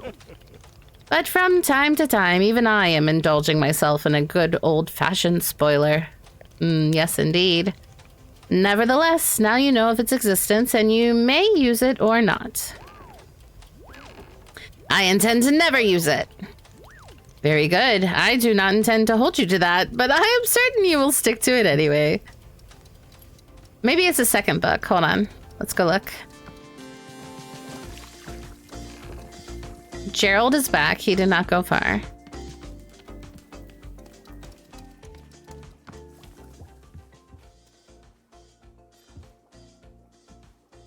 It's the Book of Gardening? That's the answer to all the questions?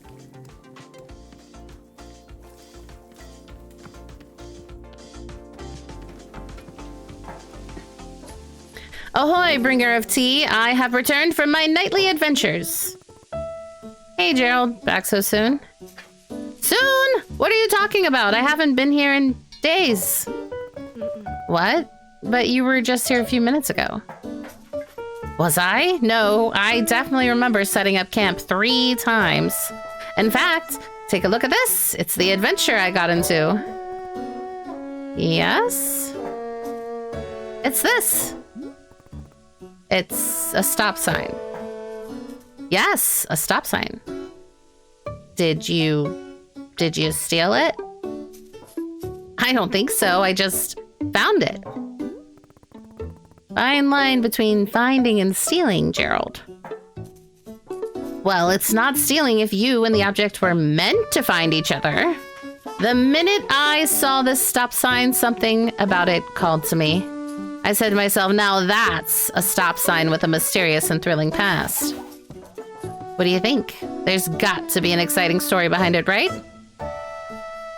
It's a stop sign. How could it not have an exciting story? I knew you'd agree with me. I've spent hours trying to figure out what it was used for. What if an ancient civilization used it to stop, you know? Crimes in the name of love? Stop in the name of love. Yeah, if you ever forget to do that, a sign is extremely helpful. Unearthing this mystery is really challenging me to be the best knight I can be. Say, could this real knight please have another cup of tea? I'm still thinking about the last one you gave me. Yeah, sure. What flavor do you want? Gosh, I'll be honest, for 3 days now I've been thinking about the tea you served me before. It was just so interesting. It was really something. How about if I just get another cup of one of those? All right, coming right up. Oh, and you know what? Let me give you this. It's Timothy's favorite jam. I take it everywhere with me. Can we add some of this into the mix as well? Sure, why not? So it's whatever I made you last time plus this jam? Heck yeah, love it. While you're making that, I'll be investigating the origins of this stop sign. Gerald the Knight is on the case. Our pockets are full. Great. Okay, we are gonna put this puff pod on the shelf.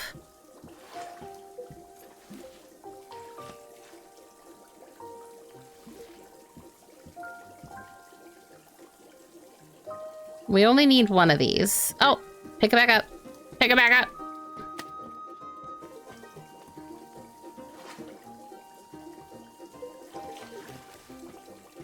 Oh my gosh. Place. There we go. Woo! Okay, we're doing it. We're doing it.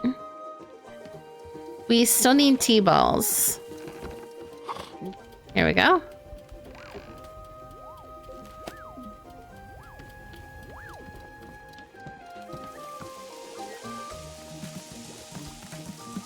Ow. Of course I climb up right under the walkway. 'Cause why wouldn't I? Okay, just a small amount of tea, right?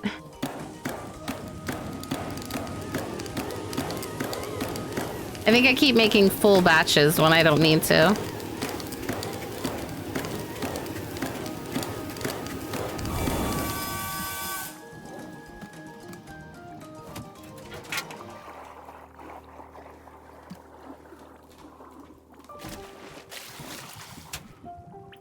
Okay, we got the T-ball. And then that.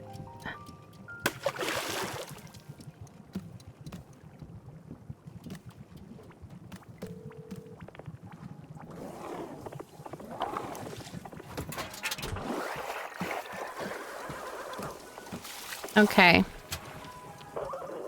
We made the tea. I need a cup.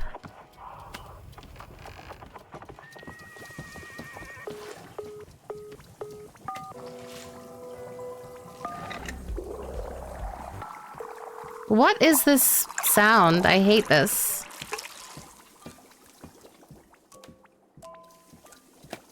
The, like, beeping and dial tones. Here we go. For you. Here you go. Tea.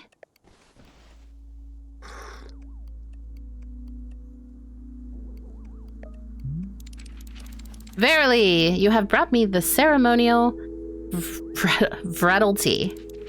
As is customary, we will now perform the time-honored Vrettel ceremony. Ooh, I'm excited. I haven't done a Vrettel ceremony in ages. There's more? Yes? Fine, one ceremony and that's it. Very good. Come, let us adjourn to the place of a ceremony. So where is your, place of ceremony? I do not have a place of ceremony because that isn't a real thing. But don't you have some kind of designated spot? The book says every town should have a ceremonial spot. Yes, of course, that would be in front of the shop. Verily, let me put this cup down and then I'll meet you there. Where are you putting that cup?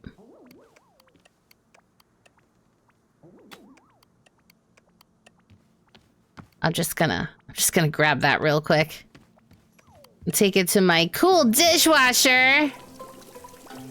If I had this in my house, I would never have dirty dishes ever. Ever, ever. Okay, here we go. And here we are, the spot of ceremony. I have thusly placed the ceremonial altar. Verily, it is time now for the Vrettel ceremony to begin. So the way these things work is that you start by talking about yourself. Opening up about your fears, your hopes, your dreams, that sort of thing. It's good to know what you're struggling with, being as vulnerable and authentic as possible. We'll spend maybe 20 minutes talking about you, and then the ceremony itself will begin. No. Absolutely not. Never. No. But the Vrettel ceremony is supposed to be about you and your life. We can't do the ceremony if you don't know anything about you. I don't care. Okay, well, I guess we'll just begin the ceremony. Here upon this day, our community gathers to conduct a Vrettel ceremony. Congenial. Today's ceremony is in honor of our special guest. Say your name. Alta. Our special guest and cherished member of our community, Alta. Specifically, her journey with, so our community has gathered to assist her with that. You sure you don't want to say something? Nah, you're doing great. Oh, okay. Let us offer her these words of guidance during this difficult time. May you, sort of, I hope that it, that you that's all okay for you, Like, if stuff is, like you're having trouble or whatever, that it's, it would be cool if not that thing, if it's bad. I mean, just if it's, let's see. What else is there to say about the matter? This is hard. You didn't tell me very much about yourself. Exactly. Please, I would be so honored to be a part of your community. I would love to know more about you. And we don't have to try and solve your problems or anything, It's just, who are you? What do you care about? I'd really like to know if you'd care to. No? Okay, I understand. Thank you very much for attending this Vrettel ceremony. The ceremony is now complete. We did it! What's this? Howdy, book lovers. This is a Book by Mail Club reporting in. This month, we're reading Edge of a Bullet, which follows the exploits of everyone's favorite tough as nails international super spy, Dirk Warhard. Wow, what a name. Will Dirk's charm and good looks get him through yet another dangerous mission? Only one way to find out. Until next time. We have a book! Can we read a book? Wait. There's a cozy book nook right here. Read.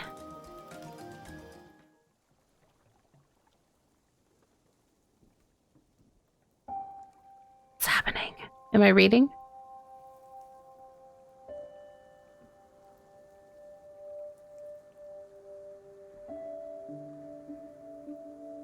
Did I do it? Am I reading it? Did the game break?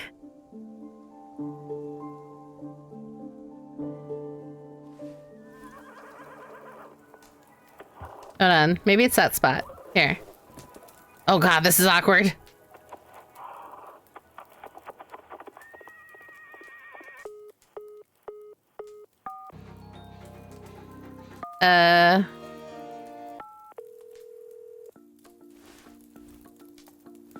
No! Oh god, please stop sitting down. Oh my gosh! We can read it! Do we want to read it? Edge of a Bullet. A Dirk Warhard. Warhard. I can't... It sounds so inappropriate. I think it was supposed to, like, show me the view I was looking at. So about that ceremony. I think it was supposed to be... I don't know what it was supposed to be. It was weird.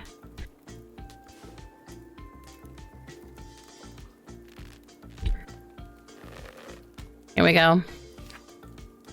It was just another typical day for Dirk Warhard. Dirk Warhard had been undercover for 13 weeks. In that time, he hadn't showered, shaved, or eaten a single time. That was the Dirk Warhard undercover method. The Dirk Warhard undercover method was a living hell for the initial 4 weeks, but on week 5, without fail, his body would begin to buzz with a feverish euphoria and a rigorous alertness that gave him the edge he needed to succeed. Because of the adrenaline it produced, he also hadn't slept in a month. His skull vibrated with a cocktail blend of indiscernment, rage, and an unquenchable passion for justice. Time to get to work. Dirk Warhard's undercover persona was that of Bobby Biggleston, billionaire playboy heir to the Biggleston family media empire.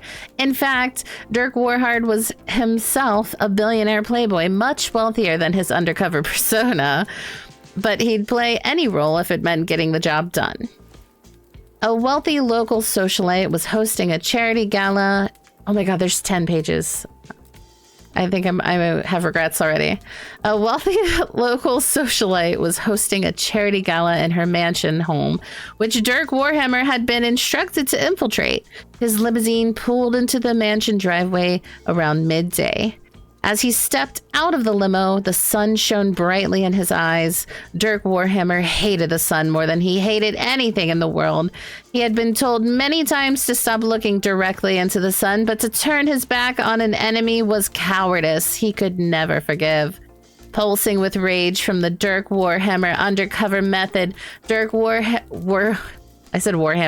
Warhard pulled a pistol from his tuxedo jacket and fired 10 rounds directly into the heart of the sun. Case closed.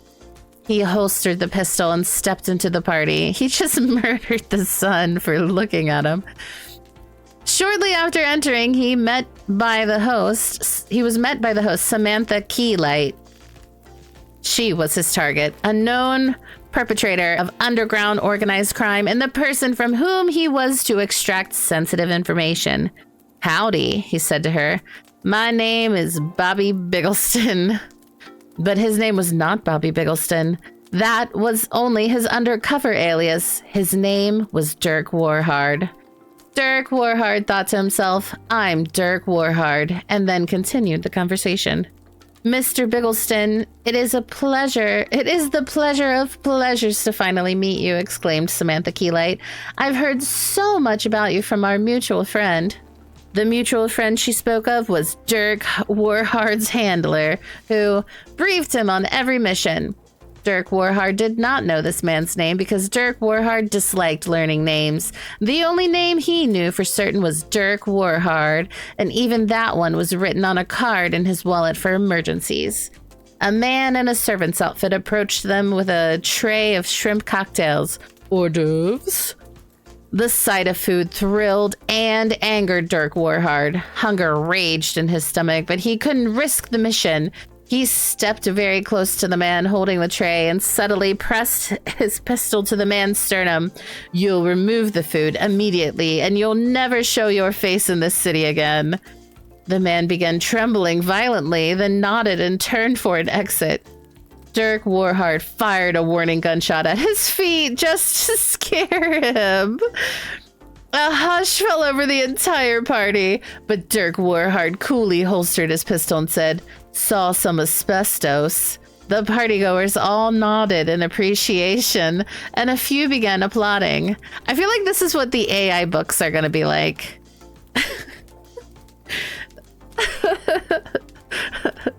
Now then, declared Samantha Keylight, may I show you around my home? A man of your distinction will surely admire my collection of art. That's right, replied Dirk Warhard. I am a man. And he was.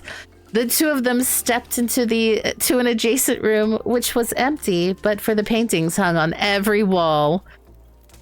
Van Dorsens mostly, said Samantha Keylight, though some on the far wall are by Farriot. Do you have a favorite artist, Mr. Biggleston? Because there was only one name that Dirk Warhard truly knew, he replied, Dirk Warhard. Several of the paintings looked to Dirk Warhard like food. To suppress the anger it aroused in him, he tore one of the paintings clean in half. Asbestos, he explained.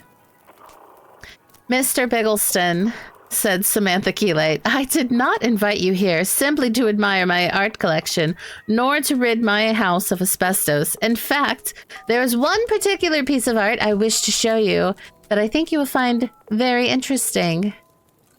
Dirk Warhard responded well to this statement because he liked it when people gave him things that interested him. Samantha Keylight pulled a small parcel from a shelf, then turned to Dirk Warhard. But the parcel was not a piece of art. It was a gun. She pointed the gun at him. That's right. I know exactly who you really are, Dirk Warhard. Dirk Warhard quietly retrieved his wallet and checked the card inside. She was correct. You didn't think you'd fool me with this Bobby Biggleston nonsense, did you? I'd known your scummy face anywhere. Samantha Keylight fixed the gun on his temple. Tell me, who sent you, or the next piece to hang on my wall will be your brains. Time slowed to a crawl.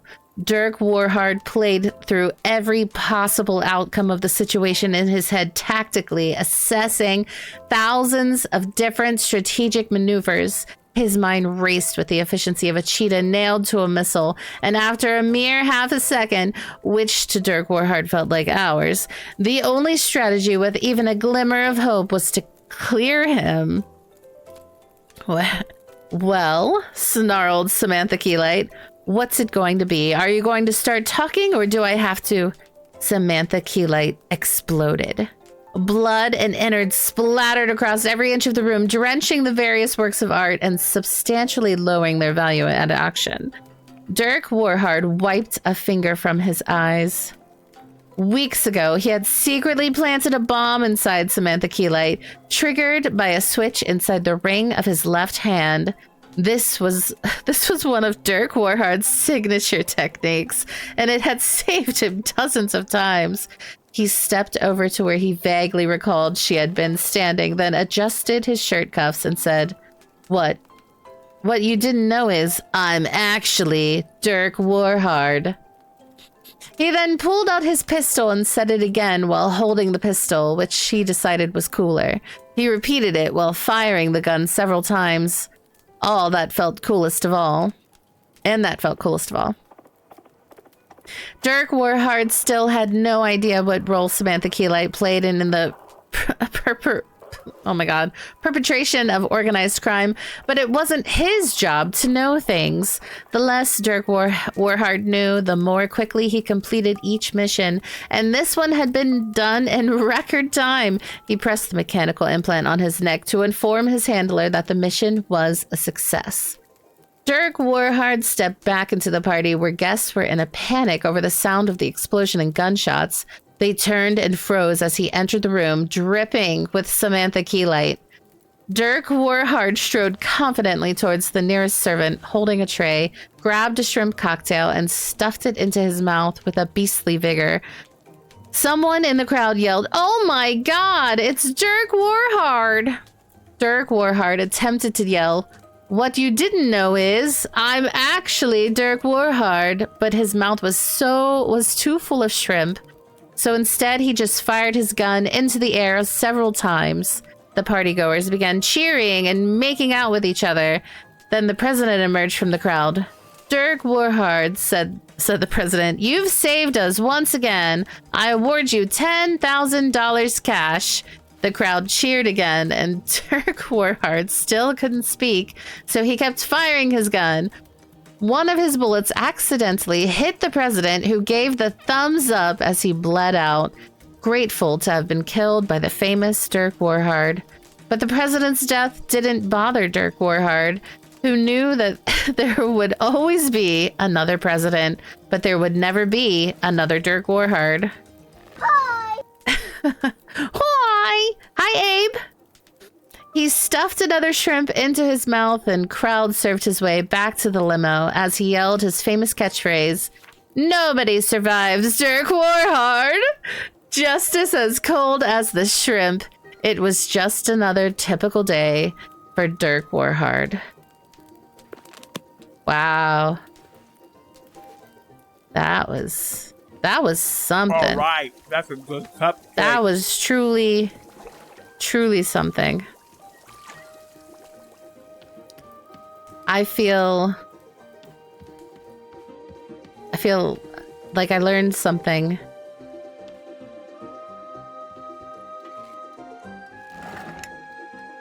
Oh, it's empty. Okay. We are making tea for Gerald as well. We didn't forget. Nobody survives Dirk Warhard. Okay, okay. Water. It's a good start.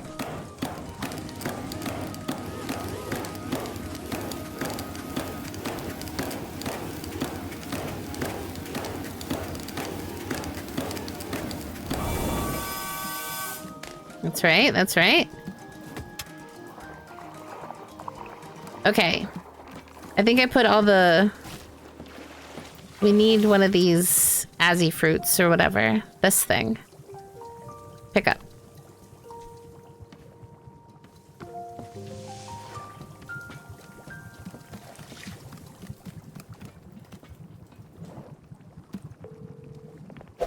Okay, we need one of those.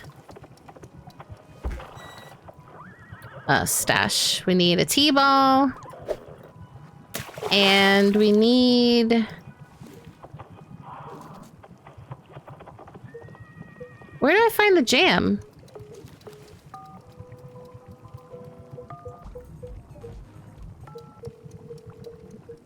There it is. Timothy's jam.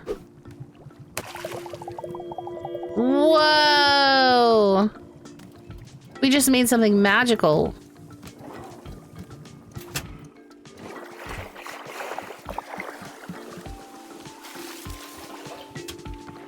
Look at that! Char and all, yep.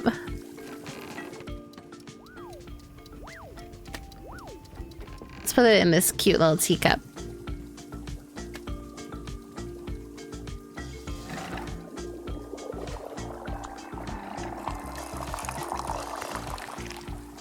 I didn't overflow it! I didn't overflow it this time! Achievement unlocked. Oh, here he is.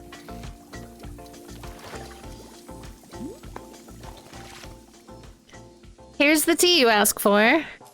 Sorry, I stopped to read an entire book. Great. Whoa, this is exactly what I had the last time. And I can taste the jam too. So cool. You made it exactly the way I asked. That's great. Wow, you're so cool. You're the coolest. I bet Timothy would think you're the coolest person alive. Timothy's a good judge of what's cool and what isn't. Exactly. That's why I have to come out here and be a knight. Being cool doesn't matter until Timothy confirms it. Heck yeah. How's the stop sign investigation going? I will be honest, it isn't going great. I was hoping to find some hints of alien civilization around here, but it's just like nature stuff. Plus, the smoke on my leg is getting thicker and my head is starting to hurt pretty badly. It's becoming a lot, you know? Gerald, are you sure you're taking this seriously? It seems like your curse is getting worse. I'm taking it very seriously. Do you know how many sit-ups I've done? I've done sit-ups to the moon and back. I've done so many sit-ups it would make you dizzy just trying to count that high. I'm just saying sit-ups can't be the only thing you do to cure yourself. Let's see. You could ask Boro if he knows how to cure a curse. Ha! A true knight doesn't even know how to spell the word curse. What if there's something I can do to help you? Maybe there's a tea that heals curses? Let me stop you there, kind tea patron. This is a mission for a real knight. I have to find the solution on my own. Timothy can't go thinking I cheated. There's no way Timothy cares if you cheated. Well, I happen to be an excellent judge of his innermost thoughts. Besides, this is a perfect adventure for Gerald the Knight, a demonstration of my strength. I will travel out into the forest and find a solution to this purple smoke and pounding headache.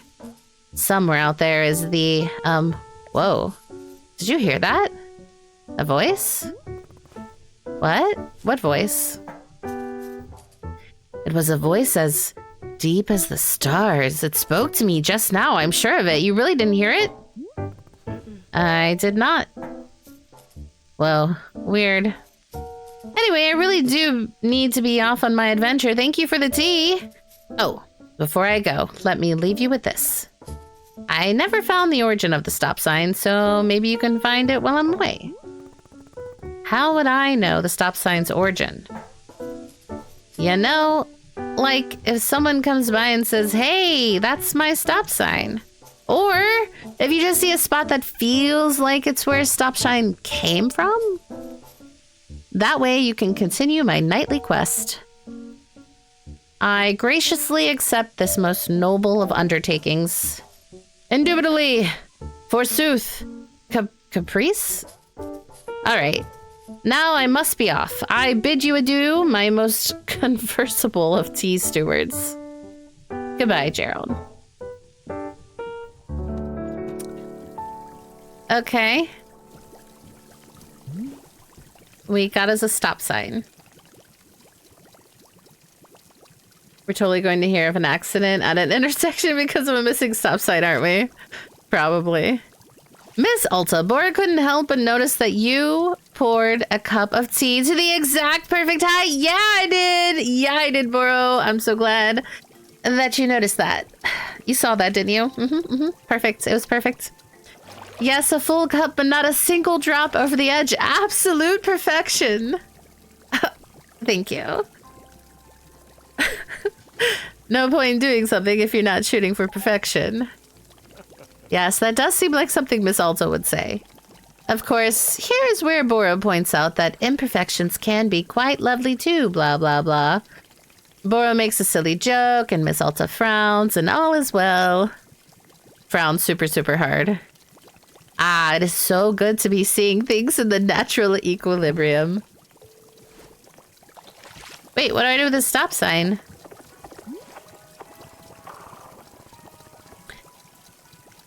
Boro, remember that knight who left the shop a little while ago? Gerald? He came back. Already? How nice for him. The thing is, he claims he's been gone for days. How is that possible? Ah, yes, Boro has noticed this phenomenon as well. Very strange, no? It seems the time is moving faster in the forest than it does in this clearing. Which means you can run off into the forest and your tea will still be hot when you return. I need a specific scientific explanation of why this is. Oh, you do? Very well. Boro will now begin an elaborate presentation of how the forest works. The forest is strange and magical. This concludes the presentation. Thank you. Boo! Explain it better.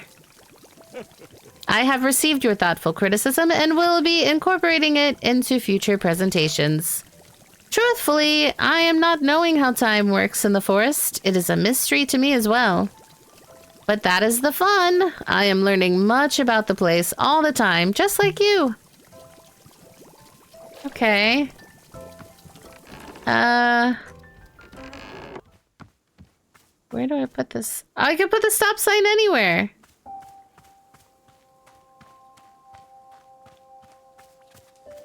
But where do I want to put it?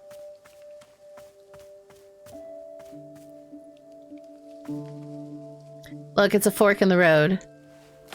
And it just says stop. Which way is stop? You'll never know. We got pranks. Okay, hold on. There was a dirty cup on the floor. We cannot have that.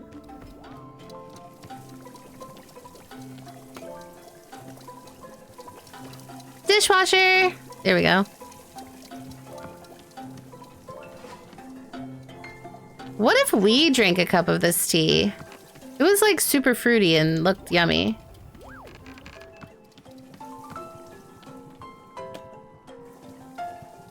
I'm sure Timothy wouldn't mind.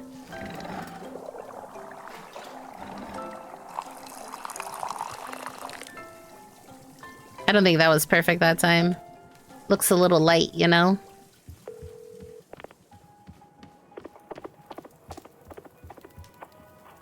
Ooh, yeah, this one, this chair.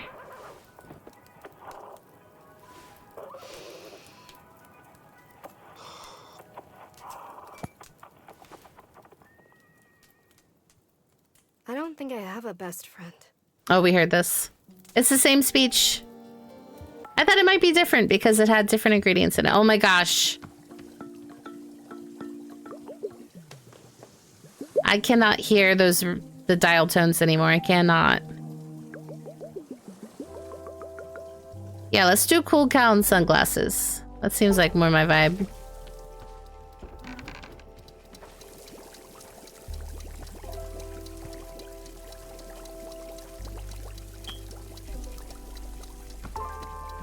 All right. We're just gonna dump the rest of this, I guess. We'll feed the tree. Oh, you're still here? Hiya! So, I had a thought. Would you mind if we did another bridal ceremony? Again? Well, I realized that I did a poor job last time. I put you completely on the spot. Demon hunters are supposed to lead by example. We're supposed to guide and uplift. It was rude of me to expect you to open up first. I'm sorry. So what if we did another ceremony and this time I'll talk about myself instead? I would feel a lot better if we could get a fresh start. Would that be okay with you?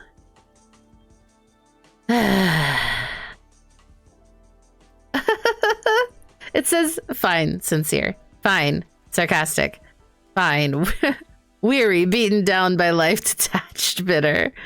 Here, we'll say fine. Great. Just like last time, I'll need another Rettle tea. But, do you happen to have any mint flavor that you can add to it? I just really like mint. Some mint would probably help calm a bit of my public speaking nerves. Sure. Rettle tea with mint flavor. Thank you. Okay. We got one of these right here, right? This is a Vreddle. Ah! Oh my god, Boro! Snuck up on me. Good day, miss. Happy Wanderstopping to you. Wanderstop isn't a verb.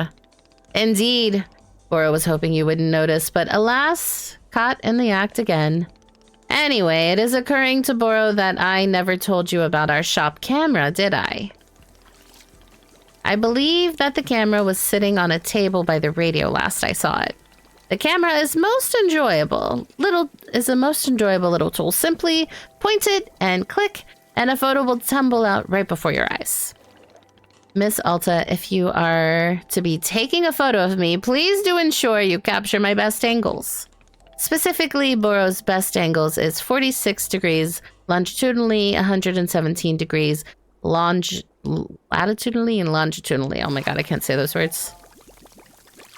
You've surely seen the picture frames around the shop, yes? You are more than welcome to hang your photos there. Please be using your best artistic sensibility when placing photos. I trust fully in your sense of taste. It is true I have been burned in the past by trusting in others' artistic taste, but this time will be different. What?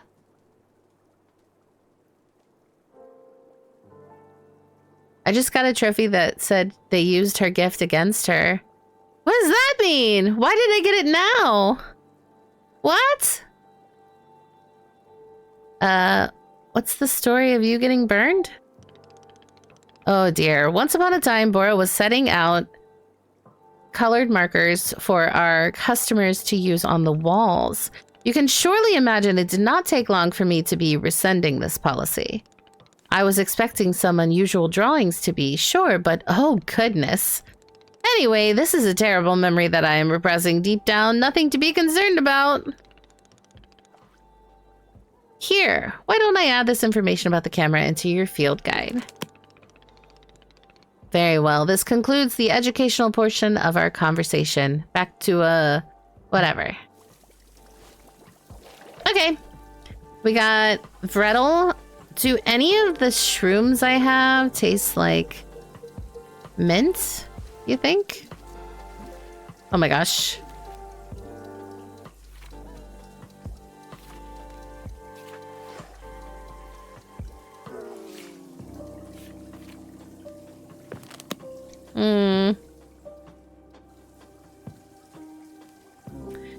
Can I just look at them?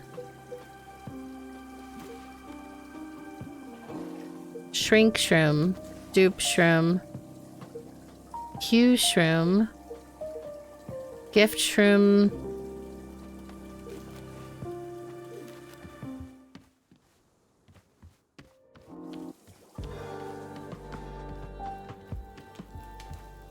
Gerald's back.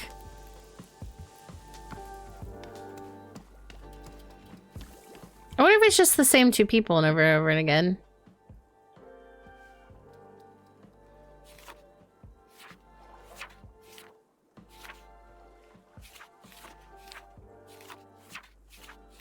Is there a chapter on fungi? Fruits.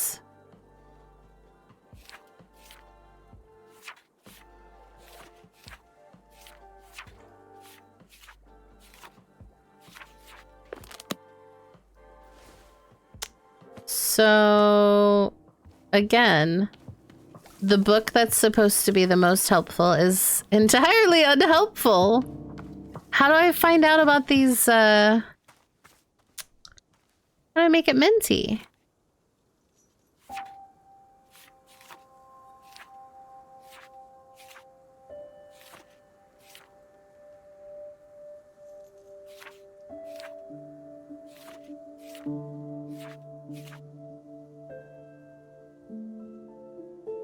A palate cleansing fruit filled with mint!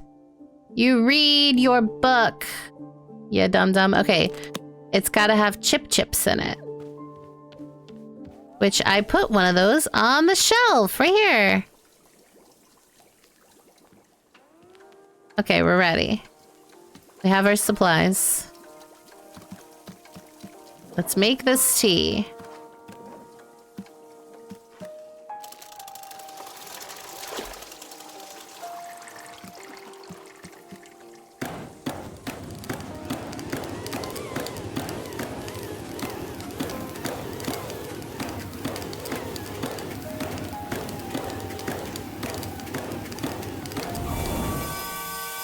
Let's go. Oh yeah. Cool cow with sunglasses is definitely more my vibe. We don't have tea! Again, we don't have tea! Dang it. Okay, mint. The beet.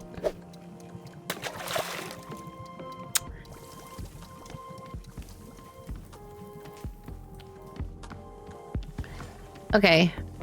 Please hold. I gotta find some tea leaves real quick.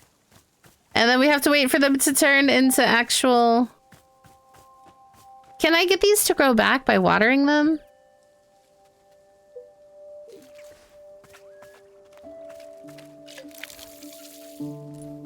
No, okay. I don't know if those are actually... Oh, those are weeds! They're weeds! Oh no! After this, we should head into the garden with some stuff.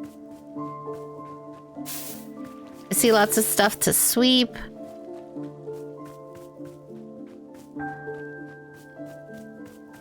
I see lots of weeds as well. They said, don't worry, there's lots of tea leaves around, but, are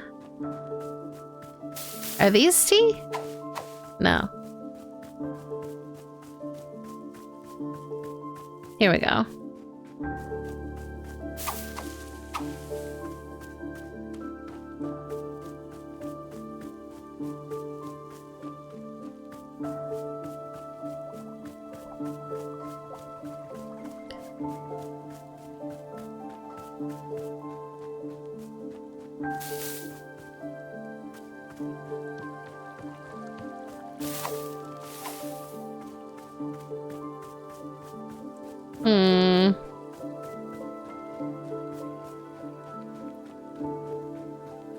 Ooh, this is a nice spot. Okay. We'll keep that in mind for later.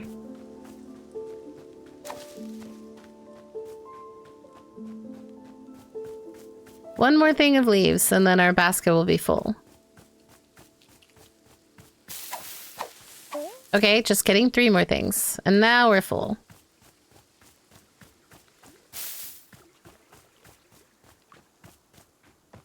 Okay, so we're gonna put these in here to turn into tea balls, and then we're going to...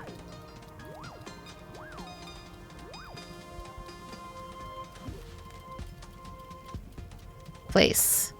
We're gonna take the broom and we're gonna take the shears.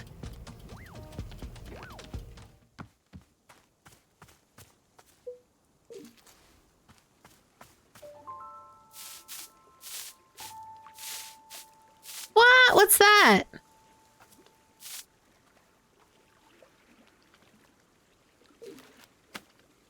It's a trinket. Our pockets are full. Gosh dang it. Okay.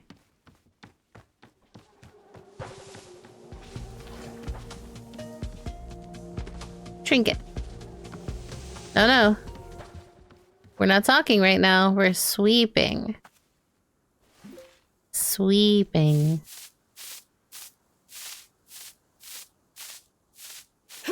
Oh. It's a seed.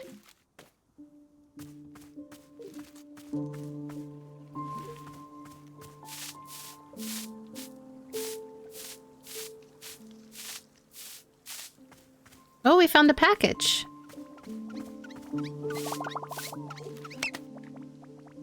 Let's go put that in the mailbox. This game is so cute. There's just like lots of cozy little tasks that you can do. And nothing is on a timer, which is really nice. So if you want to spend time sweeping or making tea and talking to people or cleaning, like, you know, There's lots of stuff you could do.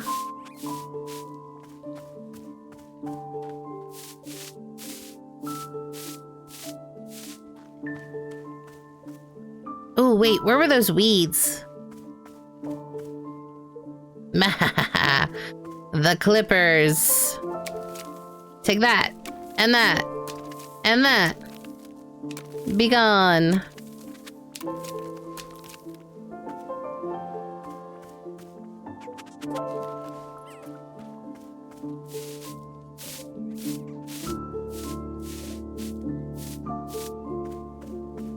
Nice. All right, let's go check on our tea.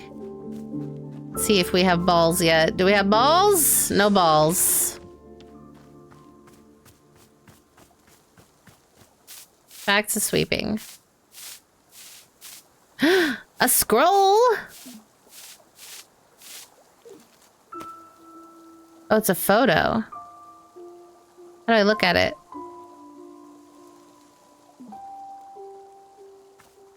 Oh, I can put it... Oh, maybe I could put it on the wall. I know it's not one that I took, but... Yeah, let's put it right here. Set. Oh, cool. It's... nothing. Maybe it'll look different in a different frame. Okay, you can see a person in that one. Is there a bigger one? Here we go. There we go. That one's more fitting. Still no balls.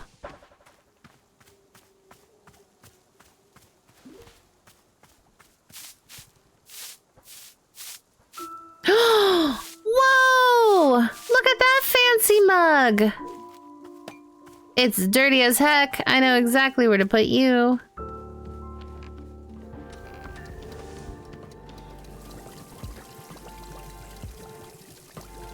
This is my new favorite mug. Here, we'll pick some of these up and put them on the shelf.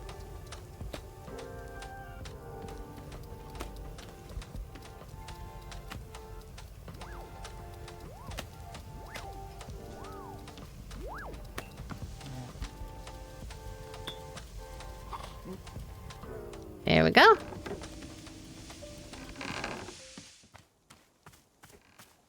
I didn't know I could find cool mugs in the yard.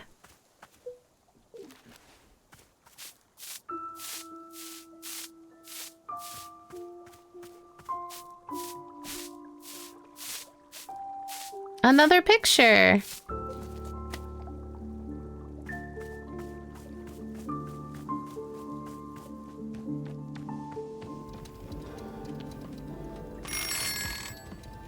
That's cute there. Oh, the tea's ready. Perfect. Perfect timing, right?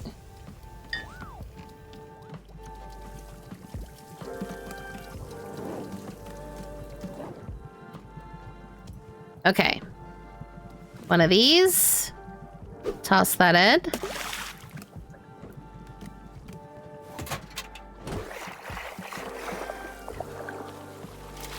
You go grab one of those mugs. Not that one. That one's my favorite.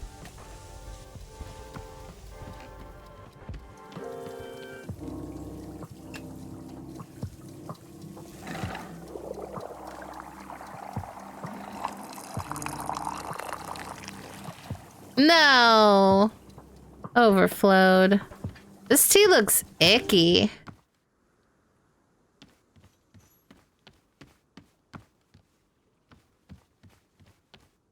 All right, here you go. Ah, thank you so much.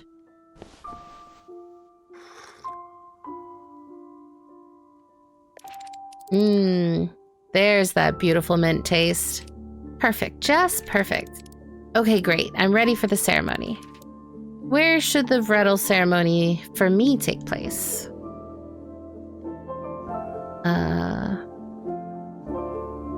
Let's do it over by the Pluffins. Great. I'll put my cup away and then meet you over there. Put it away, they say, as they just set it on the table.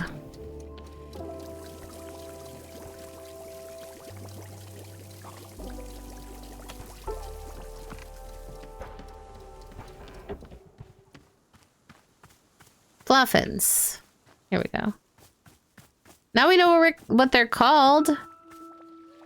Oh, hang on. This is no environment for a ceremony. We just tidy up. Uh-oh. A teddy bear? Okay, I can't put the teddy bear away. You want this teddy bear?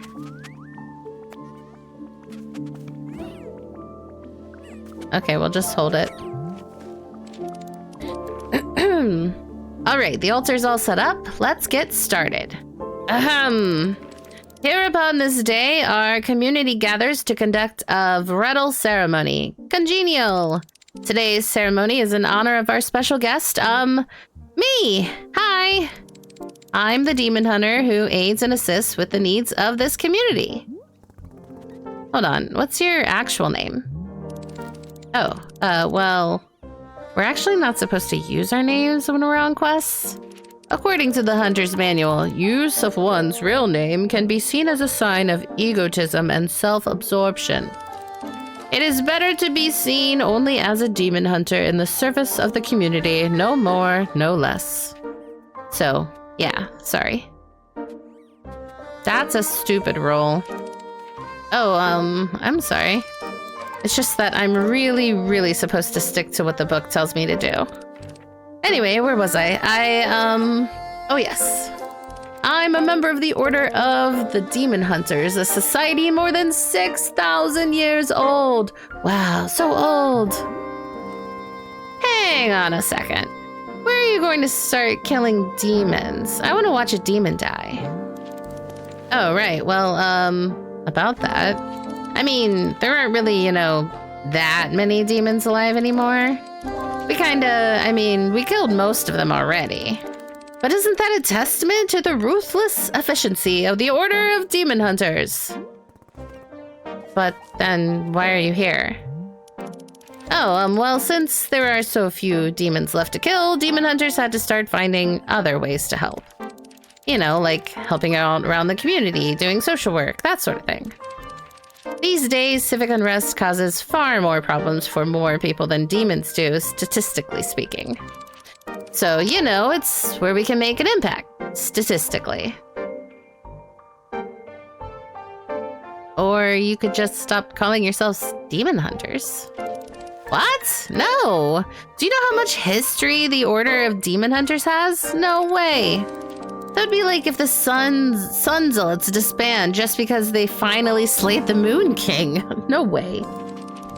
Anyway, to get back on track, this is my first quest to a new community. So I'm here to assess the needs of the community and then provide whatever support I can. This isn't a community. Well, not only is it just a tea shop, it's a tea shop that I don't even want to be at. I see, that's... Why do you leave here and go find why don't you leave here and find an actual town to help? Oh my gosh, I can't read right now. What time is it? Oh, it's almost 1. Okay, that's why. Oh, no. Whichever community we stumbled onto, we have to stick with. Because otherwise, demon hunters might just quit when it gets hard. I am sworn to help this community, and I will stick to that commitment no matter what. Are there any questions at this point? Nope, no questions. Well, that's pretty much all I can think of as far as my story goes. That's me. Since I can't think of anything else to say, I hereby conclude this Vreddle ceremony. Great, we're done? Yep, the ceremony's over. Cool, bye. Wait, hold on a second. So, I don't suppose you feel like maybe saying anything more about you? Like, you don't have to, but, would you maybe want to share anything? Just, if you want. No. Oh, yeah, okay, cool, gotcha. That's totally okay, yeah. Thanks for, the tea, yeah. We're not the sharing type. What do I do with this trinket? on the shelf. I can't reach the shelf. I can't jump either, which is problematic. Here we go. On the mantle. Teddy bear. Heck yeah. Hi, Zip! How you doing? To the person who placed a lost parcel in the mail. Detective Grayling here. That package you mailed to me just so happened to have been the crucial piece of evidence I needed to crack the Susie Winderkins case. How did this vital piece of evidence end up in your hands? I don't know, but I'm grateful you sent it. Now, little Miss Wanderkins will get to thankfully go free and be fully cleared of all charges of mass aggravated livestock theft. And another victory for justice, and a close call at that. Little Susie has requested that I send you her favorite doll as thanks. It may not mean much to you, but this doll is special to her. She and I both appreciate your help more than words could say. Until next time. We got a doll! It can go next to the bear, I guess. It's been a great stream so far. This game is super cute and cozy. Friends! Friends! Putting plushies over the fireplace probably isn't the best idea, but you know what? That's what we went with.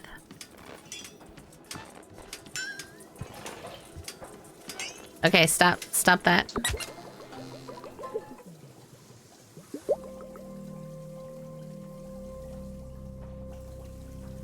Okay.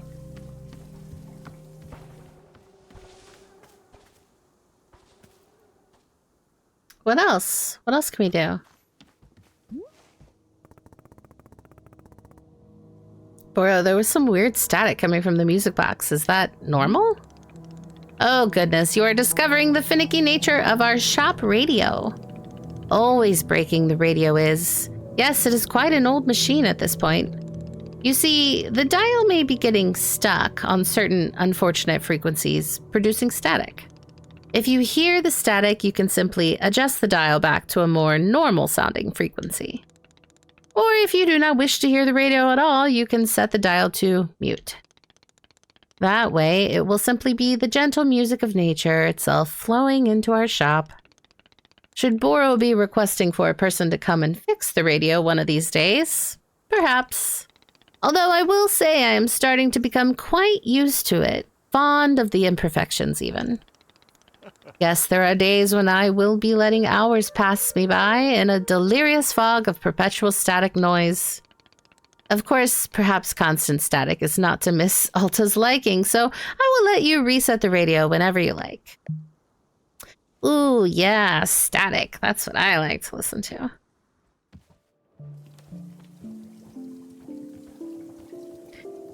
Okay. It is almost 1 in the morning for me. I think I shall call it here. This is cute. I really like this a lot.